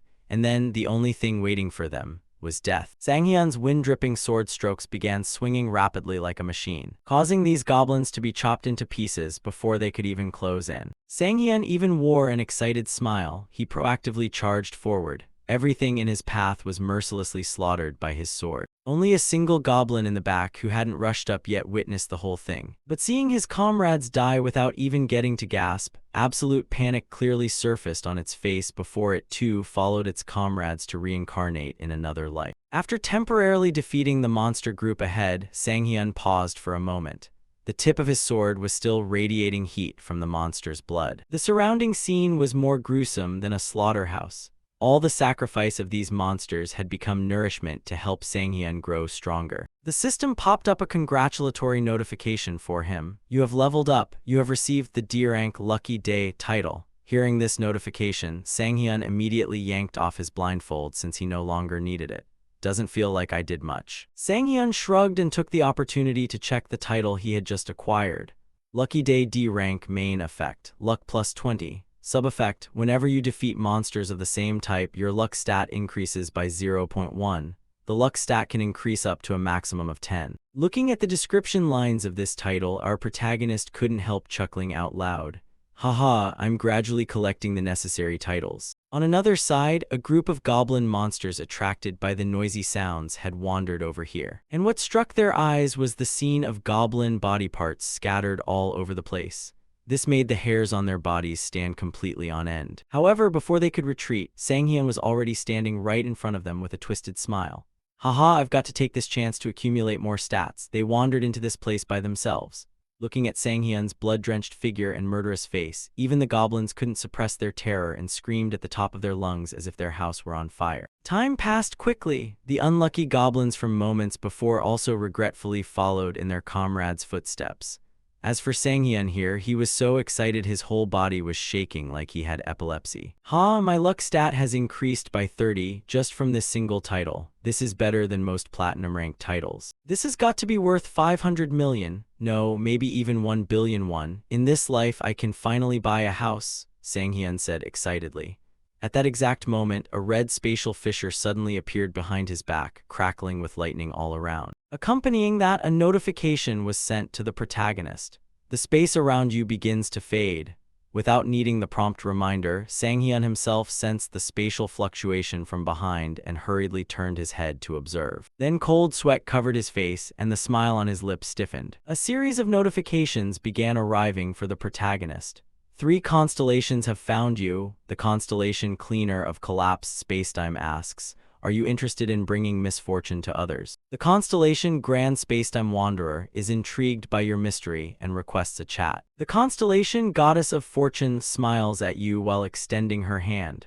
Right now, before Sanghyun stood the physical manifestations of the 3 constellations. Returning to Sanghyun's perspective after seeing his 3 buddies simultaneously noticed by 3 big figures, he felt a bit overwhelmed. Word travels fast and 3 of them at once, huh? He thought to himself and started advertising himself. Haha, did you guys see my performance? To his words, the Goddess of Fortune suddenly flew right in front of Sanghyun. Instead of being dazed by this goddess's beauty, he felt a bit anxious inside, wondering if he had done anything against their wishes. What, is my tone too arrogant? I never experienced this in my past life. No, the more this happens, the more I have to act confident. The male lead reminded himself. Fortunately for him, the Goddess of Fortune showed no intention of reprimanding him. Instead, she broke into a radiant smile and expressed goodwill towards Sanghyun. The Goddess of Fortune said this is the first time she's seen such a lucky swordsman and she finds it very fascinating. Responding to this, Sanghyun reached up to scratch his head awkwardly. Oh luck, right, I am extremely lucky, haha. Saying that, he was even amazed by his own dog luck. Phew, as expected, this constellation seems interested in a covenant. Now I can check around comfortably. On the other side, the Cleaner of Collapsed Spacetime showered praise on the potential ruthlessness inside Sanghyun. The Cleaner of Collapsed Spacetime is a constellation with the personality of a typical mass murderer. Is it because I slaughtered goblins in a short time that I attracted his attention? Sanghyun wondered inwardly. Meanwhile, the Grand Spacetime Wanderer was curious about the hidden inner self of Sanghyun. This left the male lead slightly puzzled as to why the grand spacetime wanderer had appeared here. Sang-hyun clearly heard that constellation only appears for players carrying the aura of a saint. Then, shouldn't I assume they appeared because of her? Sang-hyun spoke while casting a suspicious gaze forward, where the goddess of fortune was currently chatting happily with the other two. She even reached out to pat the grand spacetime wanderer's head, turning his face pink. Seeing this, a rumor he heard in his past life suddenly popped into Sang-hyun's head. The goddess of fortune, even in the world where constellations exist, has a rumor of being extremely well connected. Opposite him, the beautiful goddess also caught Sang-hyun's suspicious gaze, staring intently at her. Then she turned her face and relayed a message to him. The goddess of fortune said, "She doesn't have a possessive nature. Even if you choose her, you can still contract with other constellations." Looking at this notification, Sang-hyun even found it somewhat hard to believe that it was unexpectedly good. Wow, is that really true? He inquired, then thought to himself, right, this is a massive advantage. An archer can hit targets accurately even when shooting arrows into the air. Under the world's blessing, he never lacked arrows, the miracle archer. Among archers, Hashimoto Yuki was the one who defeated countless strongest swordsmen. He not only possessed an exceptionally high luck stat, but also incredible destructive power. Some suspected cheating or fraud, but it turned out to be simply because he had two contracted constellations. And the goddess of fortune made the impossible possible. Thinking that, Sang-hyun didn't want to offend these three constellations, so he could only offer an awkward smile. Haha, three constellations appearing at once really makes it hard for me to choose. Opposite him, the emotional states of the three constellations changed instantly. The three constellations demanded that he brush aside mortal trivialities and make a fateful decision. One constellation even thought it had picked the wrong person. Returning to Sang-hyun's perspective, it wasn't that he was being cunning to drive up the contract's value, but that it was genuinely hard for him to make the right choice. The goddess of fortune is definitely a good constellation, but if it keeps implying that no more constellations will appear in the future, this choice is no different from deciding a player's lifelong destiny. Throughout 10 years as a player, the only constellation that ever approached me was one person. And that was the constellation of the late-blooming model student. His appearance was like a salvation light. I am extremely happy. No matter how much I struggled until now, I still believed the future would be bright. But then nothing changed until I turned 55. That's right, I never received any benefits from the constellation. The reason was because of its absurd activation condition. When it forced the player to reach level 850, all stat effects from artifacts and titles were doubled. I couldn't use the constellation's most crucial power throughout my entire life. No, to be precise, I didn't even dare think about using it. But after all, perhaps thanks to that constellation, I was able to turn back time, so I am grateful for this. That's why this time I must be more cautious than ever. From now on, I must accept that there will be no more time reversals. As he thought, he carefully observed all three constellations. Among them, he wondered, should I choose divine power, destructive power, or should I choose luck? Just like that, after a brief moment of thought, our protagonist made his decision. He immediately clicked the confirmation button on the system screen, and the system returned a notification. You have contracted with the constellation goddess of fortune. Once the contract is signed, even if the player dies, it remains in effect for 30 years without disappearing. In another world, an entity was closely observing the contract between the regressed player and the goddess of fortune. 15 sincere, friendly constellations warmly congratulate the contract and wish you victory. 3 hostile constellations have decided to use their players to hinder your growth. A series of notifications began popping up, making Sang-hyun look awkwardly at the crimson screens. Haha, what the hell is this? Why is there suddenly so much attention? Well, anyway, from now on, I look forward to your help, goddess of fortune. He spoke while extending his hand forward. Seeing this, the goddess of fortune gently reached out and touched his hand. The goddess of fortune bestows her blessing upon your wise choice. Just as Sang-hyun was about to say something, the system suddenly popped up with a few more notifications. Goddess of Fortune Pact and Wish Effects. Trait 1. All attack actions are guaranteed to deal critical damage to enemies. Trait 2. When obtaining a unique rank artifact or higher, hidden effects are unconditionally unlocked and inherited. Trait 3. When defeating an intermediate or final boss, if the boss's level is higher than yours, you are guaranteed a 100% drop rate for an artifact. Right at that moment, the goddess of fortune suddenly shifted into a chibi form, her face radiating arrogant pride as she tilted her chin all the way up to the sky, while Sang-hyun shrieked like someone who just heard that their neighbor's kid bought a house through scams. What is this? Why are all these effects so ridiculously overpowered? Hold on, is there still more? Sang-hyun's eyes went wide as saucers when the 4th trait popped up. Trait 4. When allocating level-up points into the luck stat, each point is doubled in value. This effect is also retroactively applied to all previously invested bonus points. Starring at the 4 incredible traits gained from his pact with the goddess of fortune, Sang-hyun nearly wept tears of joy. Guaranteed critical hits and guaranteed artifact drops. You've really worked hard, Sang-hyun. As the protagonist muttered those words, it felt as though his life was truly beginning right at that moment. Then the goddess suddenly turned to Sang-hyun and asked, "The goddess of fortune asks, what will you do about the offers coming from the other constellations?" As for Sang-hyun, after seeing what he had just gained from the goddess of fortune, he couldn't care less about the remaining 2 constellations. He turned around and waved a dismissive hand. "Ah, it's fine. You 2 can head out now. I need to focus entirely on the goddess right here." Up ahead, the 2 remaining constellations immediately felt ticked off by the protagonist's words. Spatial Wanderer, taking a number, see you next time.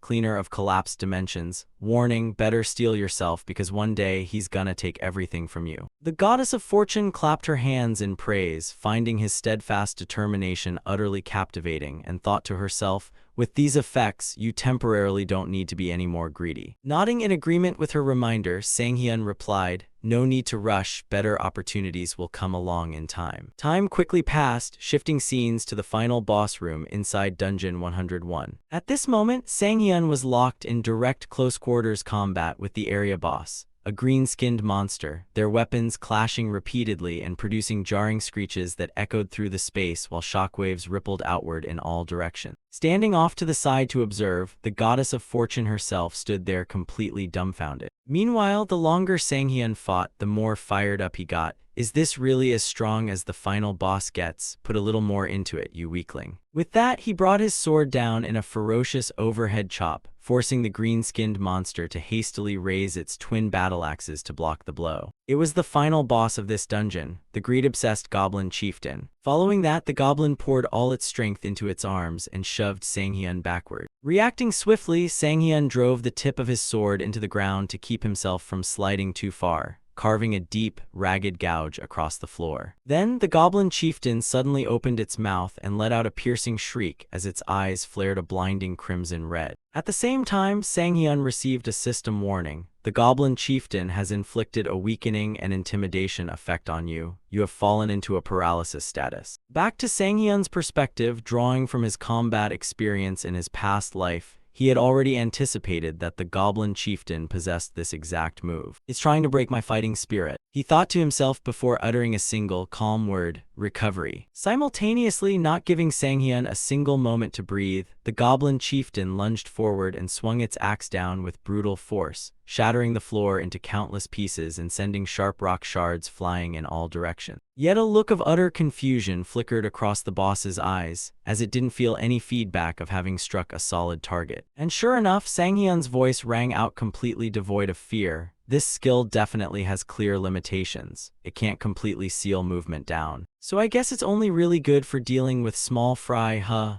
At that moment, Sang-hyun's blade was braced directly against the goblin's axe, trapping the weapon so it couldn't be pulled back. The reason Sang-hyun was able to move freely was because he had utilized the status cleansing effect from the recovery ring he previously looted from the thugs.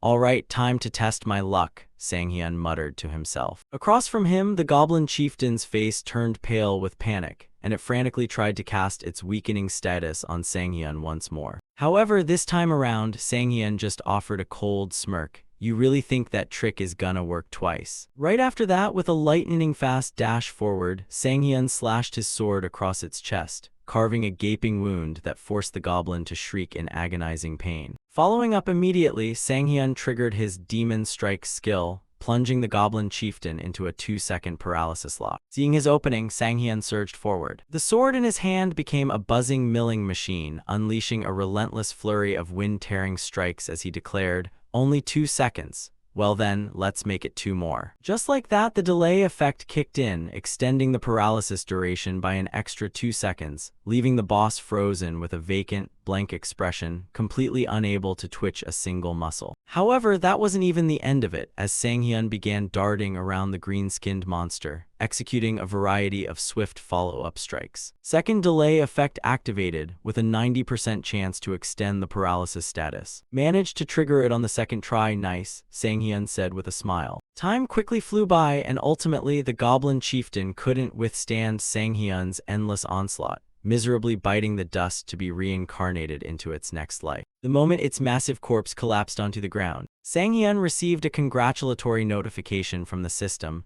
Congratulations, you have cleared the Dark Goblin Swamp Dungeon. You have leveled up, you have obtained the D rank title, Don't Touch Me. Title description: Luck plus 30, Evasion plus 10. Bonus effect: you can enhance a designated skill once, with the boost scaling based on the system coefficients designed for players. Shifting back to Sang-hyun, by this point he was dog-tired after brawling non-stop from early morning until clearing out the entire dungeon. They say youth is the time to embrace hard work, but I think I've been pushing my body way past its limits lately, he complained with a sigh. Meanwhile, the goddess chimed in from the side to cheer him on. The goddess of fortune says you'll find good luck if you just stay busy.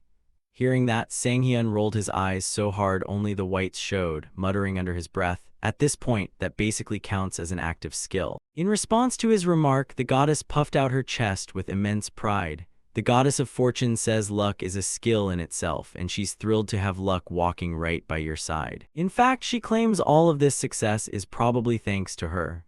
As she narcissistically praised herself, Sang-hyun took the opportunity to check his stat allocations. Let's dump all the points into luck first. Wow, my luck stat just broke 100. Whenever a stat surpasses 100, a threshold adjustment triggers, boosting all related effects by 10%. For instance, evasion affects the dodge rate, while luck directly influences the item drop rate. Then, as if to practically prove Sang-hyun's point right then and there, the enormous shield wielded by the goblin chieftain, which it hadn't even gotten a chance to use during the fight, suddenly let off a faint glow. Glancing over at it, the full item information materialized right in front of Sang-hyun.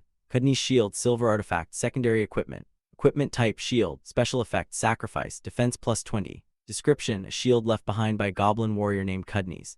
It channels mana to enhance structural integrity and converts incoming damage into healing, though the entire process consumes an equivalent amount of mana as conversion cost. It looked like an item tailor-made strictly for tanks, but Sang-hyun didn't mind landing it at all. Well, it's a guaranteed drop thanks to the goddess anyway. That means the luck stat really does influence the quality of dropped artifacts, right? One thing's for sure, dealing with this is way more annoying than being tied to the constellation of the late-blooming model student.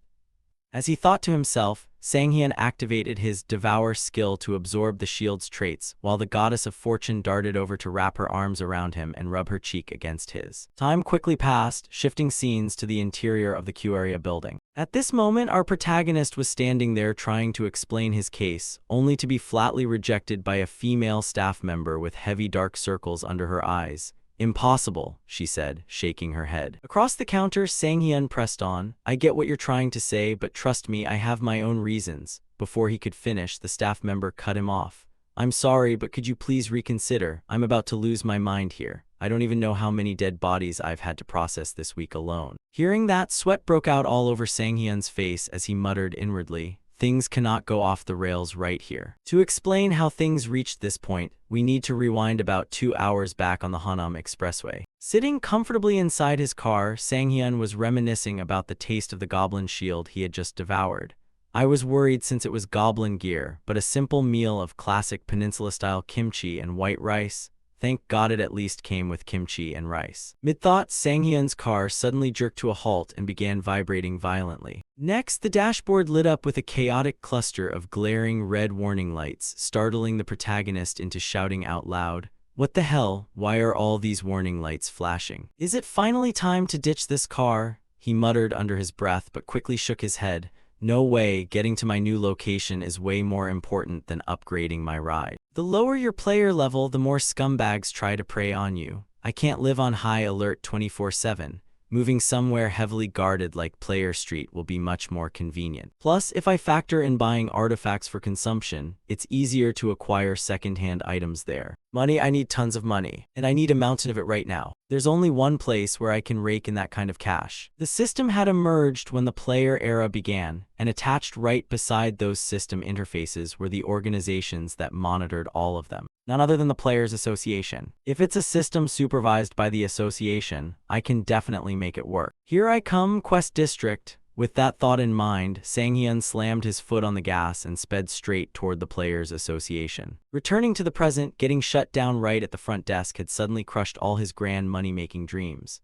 Across the counter, the sleep-deprived clerk was still trying to talk some sense into him. So please, sign up for a dungeon appropriate for your level. Why on earth are you trying to enter a tier 100 zone? Besides, you aren't even ranked yet. In response, the protagonist put on a pleading expression. I promise I won't cause any trouble. Please just trust me. I might only be level 17, but given my current skills, messing around in low-tier zones is just a complete waste of time. Looking at the clerk's perspective, she looked on the verge of breaking down in tears, her whole body trembling as she pointed a shaking finger to the side and stammered. Someone yesterday said the exact same thing.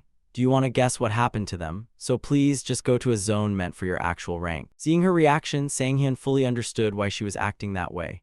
I get why she's freaking out. Too many players overestimate themselves and end up dying stupidly. But in times like this, you just gotta thicken your skin. With that, Sang-hyun put on a hyper-trustworthy expression, looking just like an MLM scammer trying to reel in a mark, and firmly insisted, no, absolutely not. Right at that moment, a purple-haired woman who had overheard their loud conversation walked over and asked, "What's going on here?" Hearing her, the dark-haired clerk hurriedly turned around and shook her head. Hello, oh, it's nothing at all. This purple-haired woman was Miso, a member of the Eden Guild, level 100, and an A+ rank player. Back to Sang-hyun, taking a look at her face caused a flash of astonishment to cross his eyes as he instantly recognized her identity. She's known as the Slaughter God Archer, Kim Miso. The very first level 100 player to hit A+ rank and earn the God Archer title, a rising superstar. But even more than her skills, what truly sets her apart is the fact that she's the daughter of Kim Yoon-cheol, the chairman of Divine Biotech. That means she's also known by the alias Shadow Assassin, right alongside Shin Tae-rai, the nation's top assassin player, and Do Jin-ho, one of South Korea's elite swordsmen. She's the daughter of the major shareholder holding the most influence in the Eden Guild. You could literally call her the most privileged player in history. Up ahead, Miso's sharp gaze noticed Sang-hyun staring at her, prompting her to turn and ask, "This is our first time meeting, right? I've been watching for a minute. Why are you so fixated on choosing a level 100 quest?" In response, Sang-hyun answered straight up, because it pays a lot of money. As he spoke, he overheard some whispering from a few nearby players gossiping about him. Wow, is Kim Miso actually talking to him? But what's with that punk's attitude? Is he out of his mind? Man, forget it. She's about to chew that level 17 trash out anyway. The guy in the cap whispered, holding back his two buddies. Hearing their chattering, Sang-hyun kept his eyes closed in silence while silently cursing them out in his head.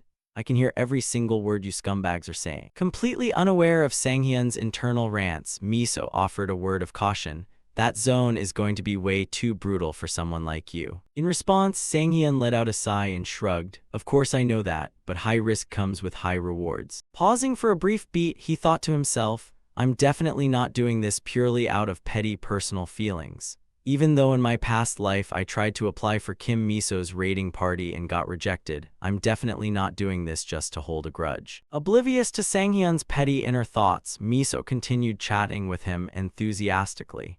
But you do know that soloing a quest like this isn't permitted under association regulations, right? That reminder instantly snapped Sang-hyun back to reality as he quickly remembered. Come to think of it, solo restrictions for high-tier quests don't get lifted until 4 years from now. Realizing he couldn't just sneak in alone here, Sang-hyun awkwardly scratched the back of his neck and said, Haha, I guess I didn't read the fine print closely enough. I'll get going then.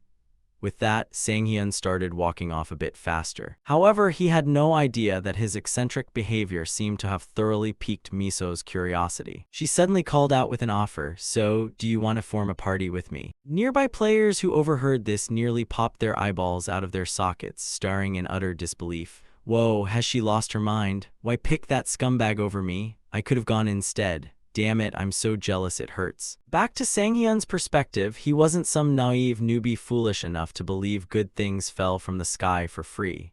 Wondering what kind of hidden angle the woman in front of him was playing, he asked back, what's the catch? Hearing that, Miso flashed him an appreciative and admiring look. Well, I guess you really didn't think this was just some charitable handout, huh? Haha, I tend to trust situational incentives over people, Sang-hyun replied with a grin. Meanwhile, Miso shared her reasoning. Hee hee, color me impressed, but there's no catch. Think of it as a wager rather than a favor. If your actual skill doesn't match up to your confidence, you're going to pay a heavy price for it. Naturally, if it turns out the other way around, I'll issue a sincere apology, she stated in a chilly tone. Meanwhile, Sang-hyun smirked, having instantly figured out Miso's underlying intent. So she's testing me, huh? Kim Miso's influence goes way beyond just being a famous player. The brand value of the gear she wears skyrockets instantly, and a single sentence from her can flood the media headlines.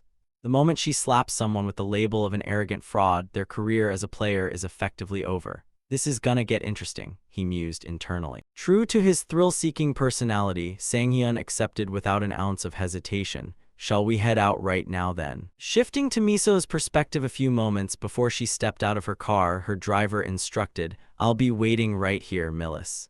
Up ahead, Miso waved a hand dismissively. Do whatever you want, you might be waiting a while. Speaking of which, she had been feeling quite annoyed about running solo. All the guild members are tied up with their own schedules, what a pain. Guess I'm forced to hunt for a temporary party member myself. Right as that thought crossed her mind, she happened to overhear Sang-hyun's exchange with the association clerk, realizing that coincidence had just handed her a convenient loophole. Minimum party size requirements for high-tier quests were always an annoying hurdle, even for someone like Kim Miso. Amidst all that, she happened to spot an unusually confident player, an unpredictable wildcard whose actual capabilities nobody knew. It made for a fairly amusing scenario, which ultimately led to the two of them making a wager. While the poor clerk was caught in the middle sweating bullets, Miso casually turned and asked, by the way, what kind of quest is Shin Sang-hyun trying to take on? Startled by the celebrity speaking directly to her, the clerk fumbled nervously before answering, ah, yes, please give me just a second. With that, she rapidly tapped the system screen in front of her and swiveled it over for Miso to see. The quest details displayed on the interface read, Defense Quest, eliminate all invading monsters heading toward the defense tower. If the core of the defense tower is destroyed, the quest fails. Monster type, wolf type beasts. Monster count 300, recommended quest level 100. Quest reward 500 million won. After reading through the requirements and description, Miso's expression shifted slightly. Even a level 100 player like her couldn't just brush this quest off lightly. What is this? It's not a gathering quest or a basic hunting quest, but a defense mission. This is the kind of quest where you have to wipe out every single wave to clear it. A cardinal rule for a 4-person party is having at least one dedicated long-range DPS. And he's planning to handle this solo. If I wasn't standing right here, he would have walked straight into a meat grinder and died without leaving a scrap behind. The more she thought about it, the more convinced she became that Sang-hyun must have lost his marbles to take on a quest like this alone. Then, noticing her hesitant gaze, Sang-hyun threw down a casual challenge. What's the matter, getting cold feet? His overflowing confidence made Miso wonder if her ears were playing tricks on her. She exclaimed, what, did I hear that right? Sang-hyun answered with a smile, well, you suddenly went totally quiet, so I just wondered if you were scared. If it's too much for you, we can always recruit a couple more people before heading in.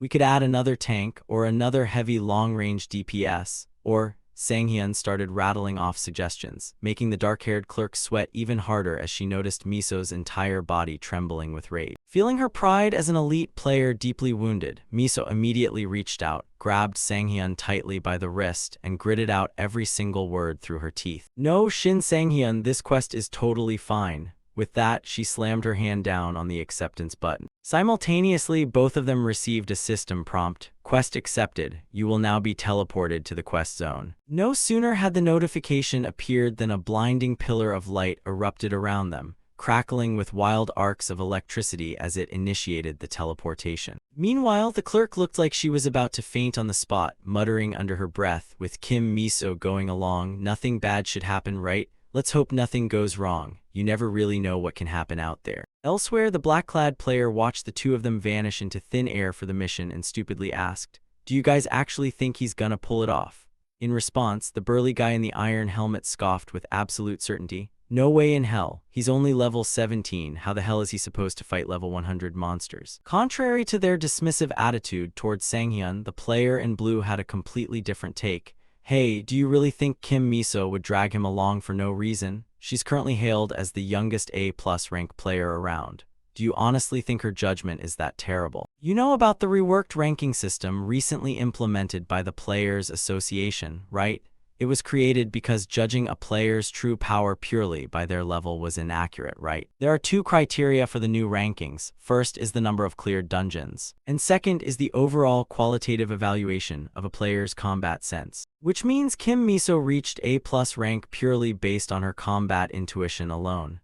While his teammates already knew that piece of trivia, one of them still questioned, "I get that, but why A+ instead of just A?" The player in blue grinned slyly as he answered, "Well, obviously because there are even bigger monsters ranked ahead of her, right? Anyway, forget about that. The important part is that he just walked right into a high-tier quest alongside Kim Miso. I'm so damn jealous." Shifting scenes to Sanghyun's party, upon materializing in the new zone, they found themselves in a modern city landscape.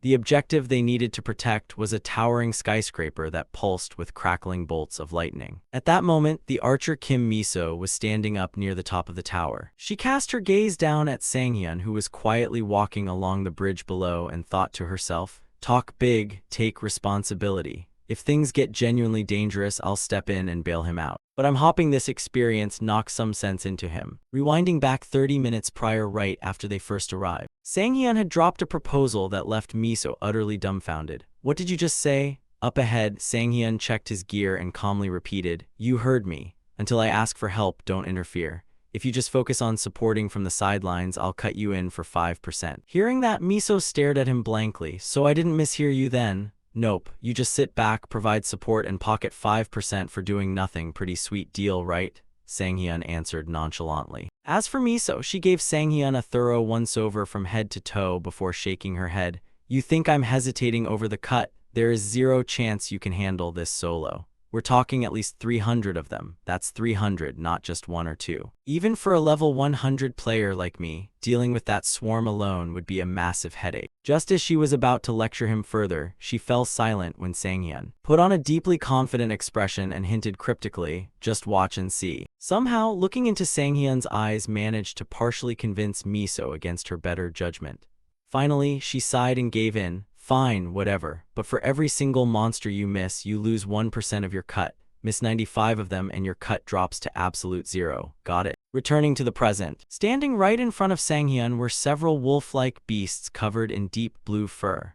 Their eyes glowed with a sinister purple light, radiating an intensely dangerous aura as they bared their fangs and glared at Sanghyun with bloodthirsty hostility. Meanwhile, Sanghyun gripped his sword tightly, tapped the tip against the ground, and chuckled, "Too bad, because none of that is happening. Because I'm not planning to leave a single one of them behind." Then, without any further warning, both sides surged forward, crashing into each other to exchange some friendly blows. True to his word, not wanting to let Miso down. With a single sweeping dash, Sanghyun's blade lashed out at blinding speed, striking each wolf beast with pinpoint precision and dropping the entire pack before they could even let out more than a single yelp. After finishing up, Sanghyun turned back, looked at his handiwork, and chuckled softly. For such a tough-looking thing, its screeching voice was quite cute. Speaking of Miso, after witnessing Sanghyun's performance, even she couldn't help admitting, turns out he's not an arrogant player at all. That strike just now had absolutely no flaws. That's a stance maximizing the maximum reach of a greatsword. It's a flawless posture, just like the swordsmen in my guild.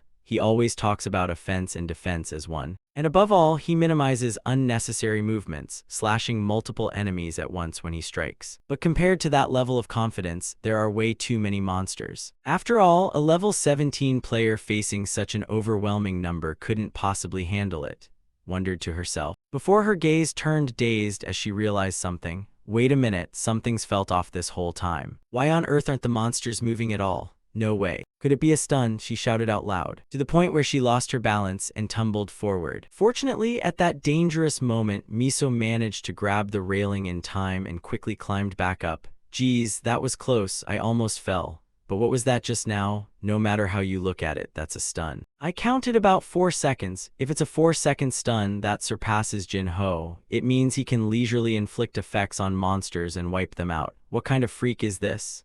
Miso muttered inwardly. Returning to Sanghyun's perspective, with the stun skill, he could easily slash monsters like chopping up chickens. "Haha, why is this so easy? Sang-hyun said refreshingly. But as if to meet his expectations, the heavens immediately cranked up the difficulty of this mission a bit. Right at that moment, suddenly a certain wolf was batted forward, causing Sang-hyun's movements to halt. He cast his gaze out to observe. Following his sight from afar, something huge was charging toward him at an utterly terrifying speed. All the wolves were sent flying in all directions by this thing like tattered gloves. Looking at the culprit behind this, cold sweat involuntarily broke out on Sang-hyun's face as he muttered, "It's finally here, the black wolf." Before Sang-hyun was a gigantic black wolf, its size no different from a truck. With its fierce momentum, it began howling madly upon spotting Sang-hyun's figure. He muttered to himself, "The black wolf, I didn't run into it many times in my past life, but could this be why it feels so familiar?" At the same time, Sang-hyun suddenly felt his body freeze in place. The system issued a notification. The Black Wolf has inflicted a debuff, stun. And not just him, the Black Wolf's stun effect was so potent that it even affected Miso watching from afar. However, the moment it got close, a protective aura automatically radiated from Miso's body. Due to your artifact effect, the stun debuff cannot be activated. Looking at this notification, Miso's eyes snapped awake. That's right, black wolves can use stuns too. I was too engrossed in watching and completely forgot about it. And here I was thinking about lecturing him. That was dangerous. If I'm being generous, I could accept that he can trigger a stun, but the ability to cleanse it at such a low level is extremely rare. Thinking that, she hurriedly drew her bow to prepare support fire for the protagonist from afar. However, before she could even do that, Sang-hyun used the recovery ring to cleanse his stun status. Right after, his body darted forward like an arrow. This caused Miso, who was drawing her bow, to freeze in place. She spoke with an incredulous look. "How does this make any sense? A nearly flawless greatsword stance and unusually long stun duration. And on top of that, he can even cleanse status effects. Is this really just a level 17 player?" Unaware of these thoughts running through her mind, the black wolf that had rushed over to grab a bite of Sang-hyun, seeing him suddenly cleanse his stun, panicked and slammed on the brakes. Its forepaws left a long sliding mark on the ground. As for Sang-hyun, looking at its goofy expression right now, he couldn't help bursting into laughter, surprised. "You thought your prey couldn't move due to the stun, but I'm moving freely." That moment of panic has already sealed the outcome of this battle. Thinking to himself, he leaned backward, executing a long slide right underneath the black wolf's belly. Simultaneously, he drove his sword hard upward into its belly, carving a long gash across the giant wolf's stomach. In the end, it could only regretfully go meet the Grim Reaper, without even getting to show off much. Beneath its body, Sang-hyun pulled its tail and complained, "Man, blood got all over my clothes. Why did I think I could just glide past it? Oh well, since it's come to this, should I just shake things up for fun?" Saying that, he cast a dangerous gaze toward the remaining monsters. Meanwhile, Miso watched from afar, her face beaming brightly as if she had found a rough diamond in the trash. "Haha, what on earth is he?" Just like that, not long after, by charging headfirst into slaughtering monsters like a madman, Sang-hyun finished handling almost all the monsters within this mission. Scattered all around him were countless corpses of blue wolves. A notification screen popped up reminding the protagonist, "Monster Defense Mission eliminated 299 300 target monsters. You have leveled up. You received the D-Rank title, Fearless." D-Rank title, Fearless title effect grants full resistance to status effects caused by the howl of wolf race monsters. For Sang-hyun, although this title only worked against a single monster species, acquiring a new title still made him happy with nothing to complain about. Then he cast his gaze backward, toward the direction where the female archer Miso was standing. He thought to himself, "Those suspicious glances toward me from earlier have vanished. Now they've completely shifted to watching how I'll act. There's an audience right now, so a performer like me can't afford to rest. I should wrap this up quickly, shouldn't I? Are you ready, Grey Wolf?" Saying that, Sang-hyun glanced slightly upward. As the boss monster for the final mission finally appeared, it was the final boss, the Werewolf Lord, a half-human, half-wolf monster with a body overflowing with muscles. The moment it saw the protagonist, it let out a loud roar to assert dominance. While swinging its sharp claws straight toward the protagonist, the strike was so powerful that it shattered the ground into countless debris fragments. However, with his combat experience, Sang-hyun agilely leaped aside to dodge, even taunting the monster right back.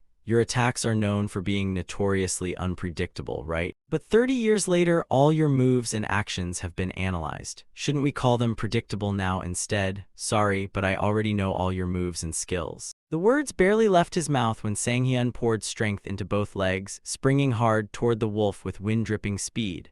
Simultaneously, he swung his sword, slashing straight across the werewolf's body, leaving it with only enough time for a miserable scream as a massive wound opened up on its chest. Yet, looking at his achievement, Sang-hyun didn't seem entirely satisfied. "Just as expected, for a boss over level 100, it's still quite tricky, even though I predicted its moves." Speaking of the female archer Miso, watching Sang-hyun effortlessly deal with the mission boss like that, sweat naturally broke out on her face as she foolishly muttered, "Isn't this completely insane?" There's more than one weird thing here. Not only is he in a berserk state, but he also has a way to counter the wolf's fear effect. And he's carrying a huge sword and acting so casually. It's like a joke. Furthermore, he anticipated the Wolf Lord's movements and went toe-to-toe with it without looking weak at all. The more she spoke, the more unbelievable it felt, and she focused intently on their battle. At this point, the werewolf had truly gone completely mad. It opened its jaws wide, biting straight towards Sang-hyun as if wanting to crush him in a single blow. Seeing this, Sang-hyun leaned to the side to dodge. However, the werewolf reacted extremely fast. It let out an angry roar and thrust its arm with sharp claws toward the male lead's small body, forcing him to use his greatsword as a shield to block the blow. Seeing this, a flash of surprise crossed the werewolf's eyes, as it never expected Sang-hyun to actually block its attack. The only thing it saw was a chilling gaze from the male lead. He pressed once again.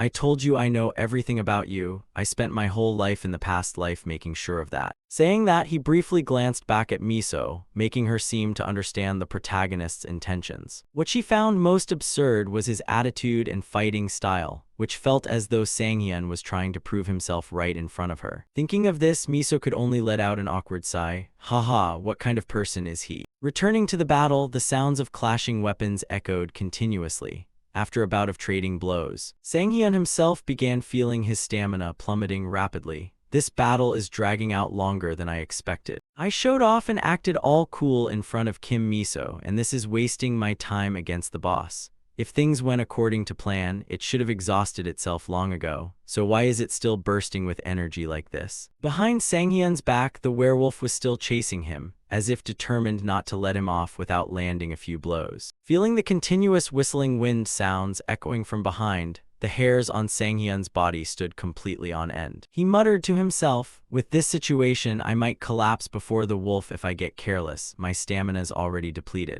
At the same time, the boss monster behind seemed to be losing its patience as well towards Sang-hyun. Not wanting to waste any more time, it gathered strength and accelerated with blinding speed, startling Sang-hyun into looking back. Yet for some reason, Sang-hyun suddenly felt its movement felt a bit familiar in his head. This movement, this is a heavy boss attack meant to clear the way for subsequent strikes. It tricks the opponent to deliver a lethal frontal stab. This is the wolf's special attack. It's taken the lives of countless players. I've never used that thing in actual combat before, but sometimes bold decisions are necessary. Just like that, both sides lunged toward each other. Sang-hyun swiftly swung his sword, sweeping across the monster's right arm, cleanly severing it in an instant. However, this didn't scare the werewolf at all. Taking advantage of the fact that Sang-hyun hadn't gotten into a defensive stance yet, it violently whipped its left arm forward, clawing straight into Sang-hyun's chest. A gush of hot blood sprayed into the air, a pungent metallic stench drifting everywhere. In the distance, Miso witnessed this scene and collapsed onto her knees in a daze. Her eyes drenched in tears. For someone she hadn't known for long, Shin Sang-hyun, this is so stupid.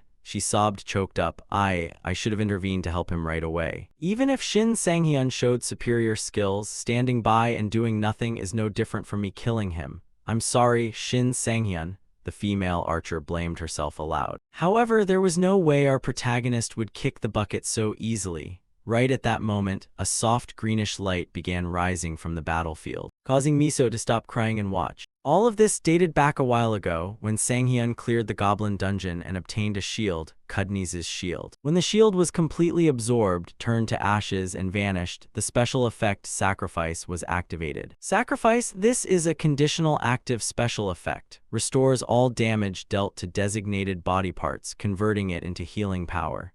If the damage exceeds the player's maximum health, they recover vitality equal to the maximum value of the damage they receive. After reading the description, Sang-hyun instantly understood how this skill worked. A conditional active recovery skill, it becomes super useful after absorbing lethal damage. I'll have to choose a body part to activate it, huh? Next, the system screen displayed the body parts he could choose to apply sacrifice to and requested him to select a body part to use the effect on. Looking at this, Sang-hyun instinctively swallowed his saliva, unsure how to choose. What is this? It splits the parts way too specifically. Are there 16 parts in total? That's way too many. Usually the safest choice is the back, but even the back is divided into 4 parts. That's so inefficient and dangerous since you can't predict where the damage will hit. In that case, I should use this effect strategically to be safe. Returning to reality by utilizing the sacrifice trait, all the damage he took from the boss's recent attack was converted into vitality, filling his health bar back up instantly. Yet Sang-hyun himself broke into cold sweat over his recent decision. Phew, it worked. If I had miscalculated even a little bit, I'd be dead instantly. That really was dangerous, and who would have thought I could kill 2 birds with 1 stone? At this moment, right before Sang-hyun, the werewolf had been inflicted with a stun effect, leaving its entire body rigid. Seeing that, Sang-hyun shook his head at the monster's bad luck. I'm not sure if I'm lucky or if you're just unlucky. The right arm you used as a decoy to lure my attack got chopped off. Who would have thought you'd drop your defense just to inflict lethal damage on me? Well then, let's move on to a different test of combat levels. Just like that, not long after having lost an arm and suffering from a stun effect, how could this bulky monster possibly fight back against Sang-hyun? At this point, its whole body had collapsed to its knees before the protagonist, with only a faint breath of life remaining. Seeing that, Sang-hyun let out a breath. Finally, the stun effect only lasted a short while, but it was enough to take you down. At the same time, the female archer Miso ran up to his side. Hearing footsteps, Sang-hyun turned to say, "You're here, Kim Miso." Replying to him was a reproachful tone from the female archer. "If you have a healing skill, you should mention it to me beforehand. I almost had a heart attack over your death. And seriously, did you come back to life once or something? How do you know the Wolf Lord's movements and skills so clearly? I've met plenty of swordsman players before, but I've never met anyone as mysterious as you, Shin Sang-hyun. It's just like..." Before she could finish her sentence, Sang-hyun gave a cold smile and asked back, "Just like what?" Saying that, Sang-hyun noticed Miso looking at him with a strange gaze, prompting him to ask out of curiosity, "What's wrong with you?" Miso replied, nothing, it's just that you look like a high-tier ranker player." For Sang-hyun, Miso's remark completely scrambled his thoughts. I thought she was going to say something like, "How did you take down the boss so easily?" But she isn't wrong. A normal player could never act like this. Shrugging that thought aside, Miso glanced at the giant wolf's corpse and asked, "Anyway, are you going to process it?" Overhearing their conversation, the werewolf let out a few groans, as if signaling that it was still alive. And at this point, Sang-hyun didn't plan to drag the conversation out any longer. "I'll make things easier for you. I almost forgot about you entirely." Then, with the next sword strike, Sang-hyun sent this monster off to reincarnate along with its underlings. And the reward provided by this giant wolf was by no means ordinary. A notification screen appeared. You received the C-rank title, Fight to the Death. Fight to the Death, title rank, C-rank. Description: when in an isolated state with no allies to support within a 5m radius, the Fight to the Death status is triggered, temporarily increasing all stats by 20%. The effect disappears as soon as the isolation ends. Looking at this reward, the joy on the male lead's face was completely exposed. A special title dedicated to one-on-one combat, huh? And it's my first C-rank title, truly nostalgic. Beside him, the female archer saw Sang-hyun looking so excited and tried to guess the reward, asking, "You got a new title, right?" Responding to her, Sang-hyun didn't hide it and asked, "Did you already know about this, Miso? Have you fought this boss alone before?" Beside him, Miso replied with a proud look, "Well, yeah, of course I've fought it alone before." Reaching this point, her voice suddenly trailed off, a look of embarrassment flashing across her face as she sighed and admitted, "There's nothing to be proud of. Honestly, I only beat it thanks to my artifacts. I can't say I beat it purely through skill like you did." Hearing that, Sang-hyun waved his hand. "Using artifacts is a player's skill too." "Thanks for that," he replied with an awkward smile. When she caught a glimpse of the equipment Sang-hyun was using, she didn't even know what to say about her own situation anymore. She muttered to herself, "Still, the artifacts I own are worth over 200 billion won. Comparing that stuff to someone using a widely sold greatsword like him, I feel so embarrassed. Thinking to herself like that, naturally Miso wouldn't voice it out. Instead, the female archer offered a suggestion to the male lead. Besides, don't you think about trying out the title's effect right now? The words barely left her mouth when, before Sang-hyun even understood what she meant, an icon suddenly popped up above his head, two crossed swords. Accompanied by a system notification, the title Fight to the Death has been activated. Isolation, player Kim Miso, no allies exist near the player within a 5m radius. The title Fight to the Death has automatically activated. Seeing this, Sang-hyun reached up to his head to dismiss the notification. Haha, there's no way there are enemies around here. Next, since the mission was completed, the female archer waved goodbye to the male lead. I'll head out first, you know I've got to contact the dungeon porters outside. Yeah, thanks, Sang-hyun nodded. Watching her small back fade away, a hint of nostalgia surfaced in Sang-hyun's heart. Mission rewards include monster-related items, so calling porters to clean up is the obvious next step. I used to do that often in my past life too. Handling tedious chores makes me look more reliable in her eyes. Thinking up to this point, Miso's steps ahead suddenly halted. She turned around and told Sang-hyun, and I'll give up 5% of the mission reward I mentioned earlier. Her words startled the dark-haired guy into blurting out, wait, but that's a bit unfair to you. Without letting Sang-hyun drag it out with words, Miso ahead waved her hand. Anyway, for someone as rich as her, a 5% reward from this mission meant nothing. I'm fine, don't freak out like that. We'll run into each other plenty more, just think of it as my investment in you. Sang-hyun got it. Well then, I'm heading out first. After saying those words, Miso instantly vanished from the dungeon, leaving Sang-hyun with no time to stop her even if he wanted to. He could only offer an awkward laugh. Unbelievable. I couldn't lower my guard around her until the very end. Oh well, let's check out the reward I've been looking forward to now. Saying that, he glanced back toward a blue stone glowing with a soft radiance. This was the Blue Moon Stone, a platinum tier item, special equipment, accessory type. Special effect, Wolf's Majesty, attributes, vitality plus 100, mana plus 100, luck plus 50.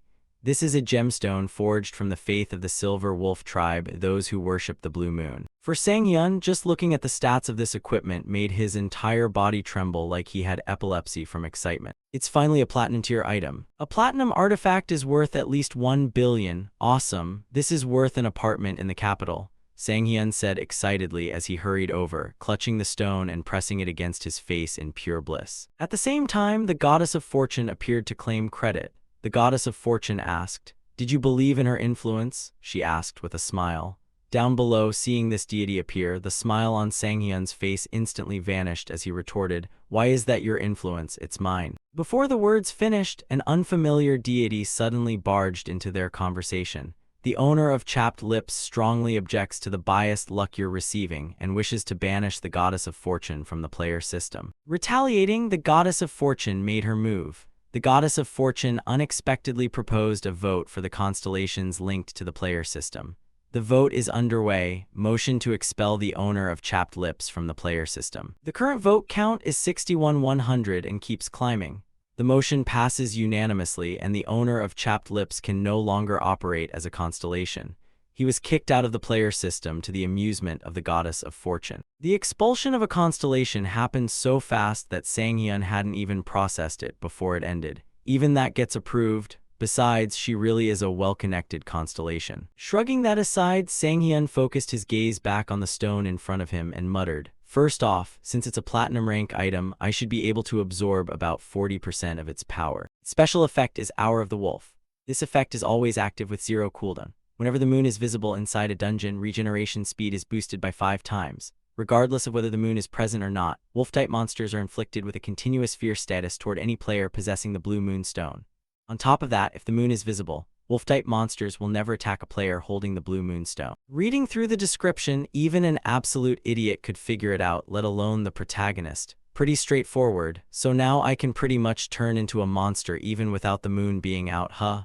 With that, he began absorbing the stone's power. Time quickly passed, shifting scenes to the quest lobby area. At this moment, a spatial portal suddenly materialized inside the grand hall, and out stepped Sang-hyun's figure. Greeting him were countless scrutinizing gazes from the hunters who had been waiting there in anticipation. The moment he appeared, a flurry of whispers broke out. Is that really Shin Sang-hyun? Did he actually clear a level 100 quest all by himself? Someone asked, to which another replied, I think so. Kim Miso wouldn't lie about something like that. Standing among the crowd, the young female clerk couldn't hide her anxious expression. Then, as if sensing her nervousness, Miso stepped over to reassure her. Don't worry about it. Who in their right mind would drag a level 17 player into a level 100 quest? I would have stopped them myself. You did a great job. Her words moved the young clerk to the verge of tears, while Miso reminded her with a grin, better memorize Shin Sang-hyun's face starting right now. He's gonna be a regular customer here. Returning to the protagonist's perspective, seeing the clerk's teary-eyed expression made him chuckle. Now that I think about it, I feel kinda bad for the staff. They must deal with so much stress. However, before Sang-hyun could wander off into his thoughts, several guild recruiters swarmed him.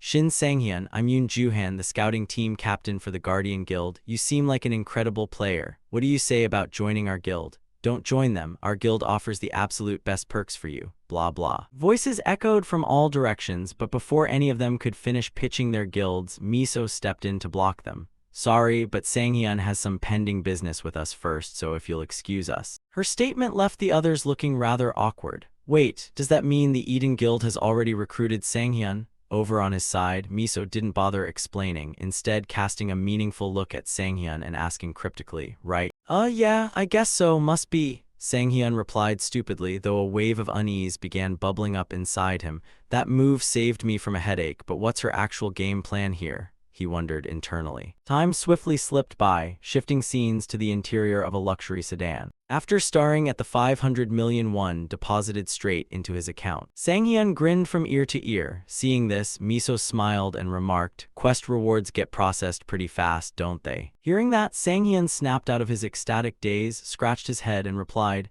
that's definitely a processing speed I've never experienced before. Gotta admit, getting a payout like this feels pretty damn good. Miso explained that she had contacted her high-ranking agency reps, which sped up the reward processing for Sang-hyun. Thank you so much for helping me out, Sang-hyun expressed his gratitude once more. Then, while he was still basking in the glow of his newfound wealth, Miso lowered her voice and commanded, driver. Up front, the driver seemed to instantly grasp what his young miss had in mind and acknowledged. Understood, Millis. Miso switched to privacy mode. The moment those words dropped, the small partition window right behind the protagonist slid shut with a click, startling him. As he realized he was trapped like a fish in a barrel, just as expected. What's the catch? There's no such thing as a free lunch, he thought, turning his gaze toward Miso while waiting for an answer. At that moment, Miso didn't waste time beating around the bush and went straight to the point. Haha, I'm not great at sugarcoating things. Player Shin Sang-hyun, won't you join my Eden Guild? Although he had half expected it, hearing Miso lay it out so bluntly still left the protagonist a bit flustered. You're pretty confident, cutting straight to the point instead of beating around the bush, huh? Miso replied with a crinkly-eyed smile. There's a reason we're called Eden. It means a paradise for players. I don't think you'll regret it. Back to Sang-hyun's internal monologue, faced with the invitation, he fell into deep deliberation. It would be a lie to say I didn't see this coming. Before I regressed, I was just a regular member of some ordinary guild. Back then, being part of something gave me a sense of security. It was a small guild of nameless players with nowhere else to go. It was fun and cozy, at least until that disaster happened. And with how fast I'm leveling up now, no matter how good their facilities are, having major backing is a nice safety net. But it'd be too restrictive. Right now, fighting solo helps me grow way faster. Musing over this, Sang-hyun finally made up his mind and started to decline. I'm sorry, but before he could finish, Miso seemed to read his intentions and cut him off. Are you planning to start a one-man guild? Hearing that, Sang-hyun looked utterly dumbfounded, as if he had never even heard of a one-man guild before. Even so, the old fox played along and nodded vigorously. Oh man, you caught on so fast. Oblivious to the protagonist's true thoughts, Miso shrugged and replied, well, I mean, I am the daughter of a major conglomerate chairman. Considering your capabilities, Sang-hyun, it's not that hard to figure out. And the best part is, I'm the only one who knows the truth right now. She looked at him with eyes brimming with amusement. This left Sang-hyun at a loss for words, forcing out an awkward laugh as he thought. Even though she figured out I'm building a solo guild, she still laid her cards on the table and showed her hand. Setting up a relationship where she can leverage me later. Gotta hand it to her, she's a hell of a negotiator. Time quickly passed, shifting scenes to the player district, building C near Jamsil Station. True to his prior plans, Sang-hyun was currently in the process of leasing a place in this zone for safety. Right across from him, a female real estate agent beamed with a wide grin after closing a deal. As I mentioned, the deposit is 100 million won and the monthly rent is 5 million won, she announced with the expression of a wolf spotting a helpless lamb. This made Sang-hyun's scalp tingle slightly as he teased, pitching that kind of price tag with a smile like that makes me almost feel like it's a steal. His playful jab cracked the agent up. Haha, but you're still getting a great deal. Places around here usually have a massive waiting list. Anyway, I'll take my leave now. Let me know if you run into any issues. With that, she turned and walked off while Sang-hyun raised a hand in farewell. Sure thing, drive safe. Once she left, he let out a long sigh, snagged a place as fast as I hoped, cutting the line right past everyone else on the waiting list. Is this another perk of the goddess of fortune's blessing? It hasn't been long, but so much has happened already. The mysterious rebirth, these bizarre changes, it's all blowing my mind. For days, I've just been scrambling to make sense of everything, even when the info didn't immediately help. I had no clue how to navigate this mess, but soon enough my mindset shifted and I started moving differently. Still, I sometimes get this lingering feeling like I've forgotten something. Even though I haven't drastically altered the grand timeline yet, right now I can actually feel hot blood pumping through my veins. This is youth. Youth and the future are right here in the palm of my hand. I refuse to sit idly by, so this time I'm gonna live a completely different life, happier and stronger than before. I swear I'm never living as a coward again. On top of that, opportunities for growth keep falling into my lap. Talk about insane luck. Mid-thought, Sang-hyun recalled a memory of Miso taking a phone call from an important figure.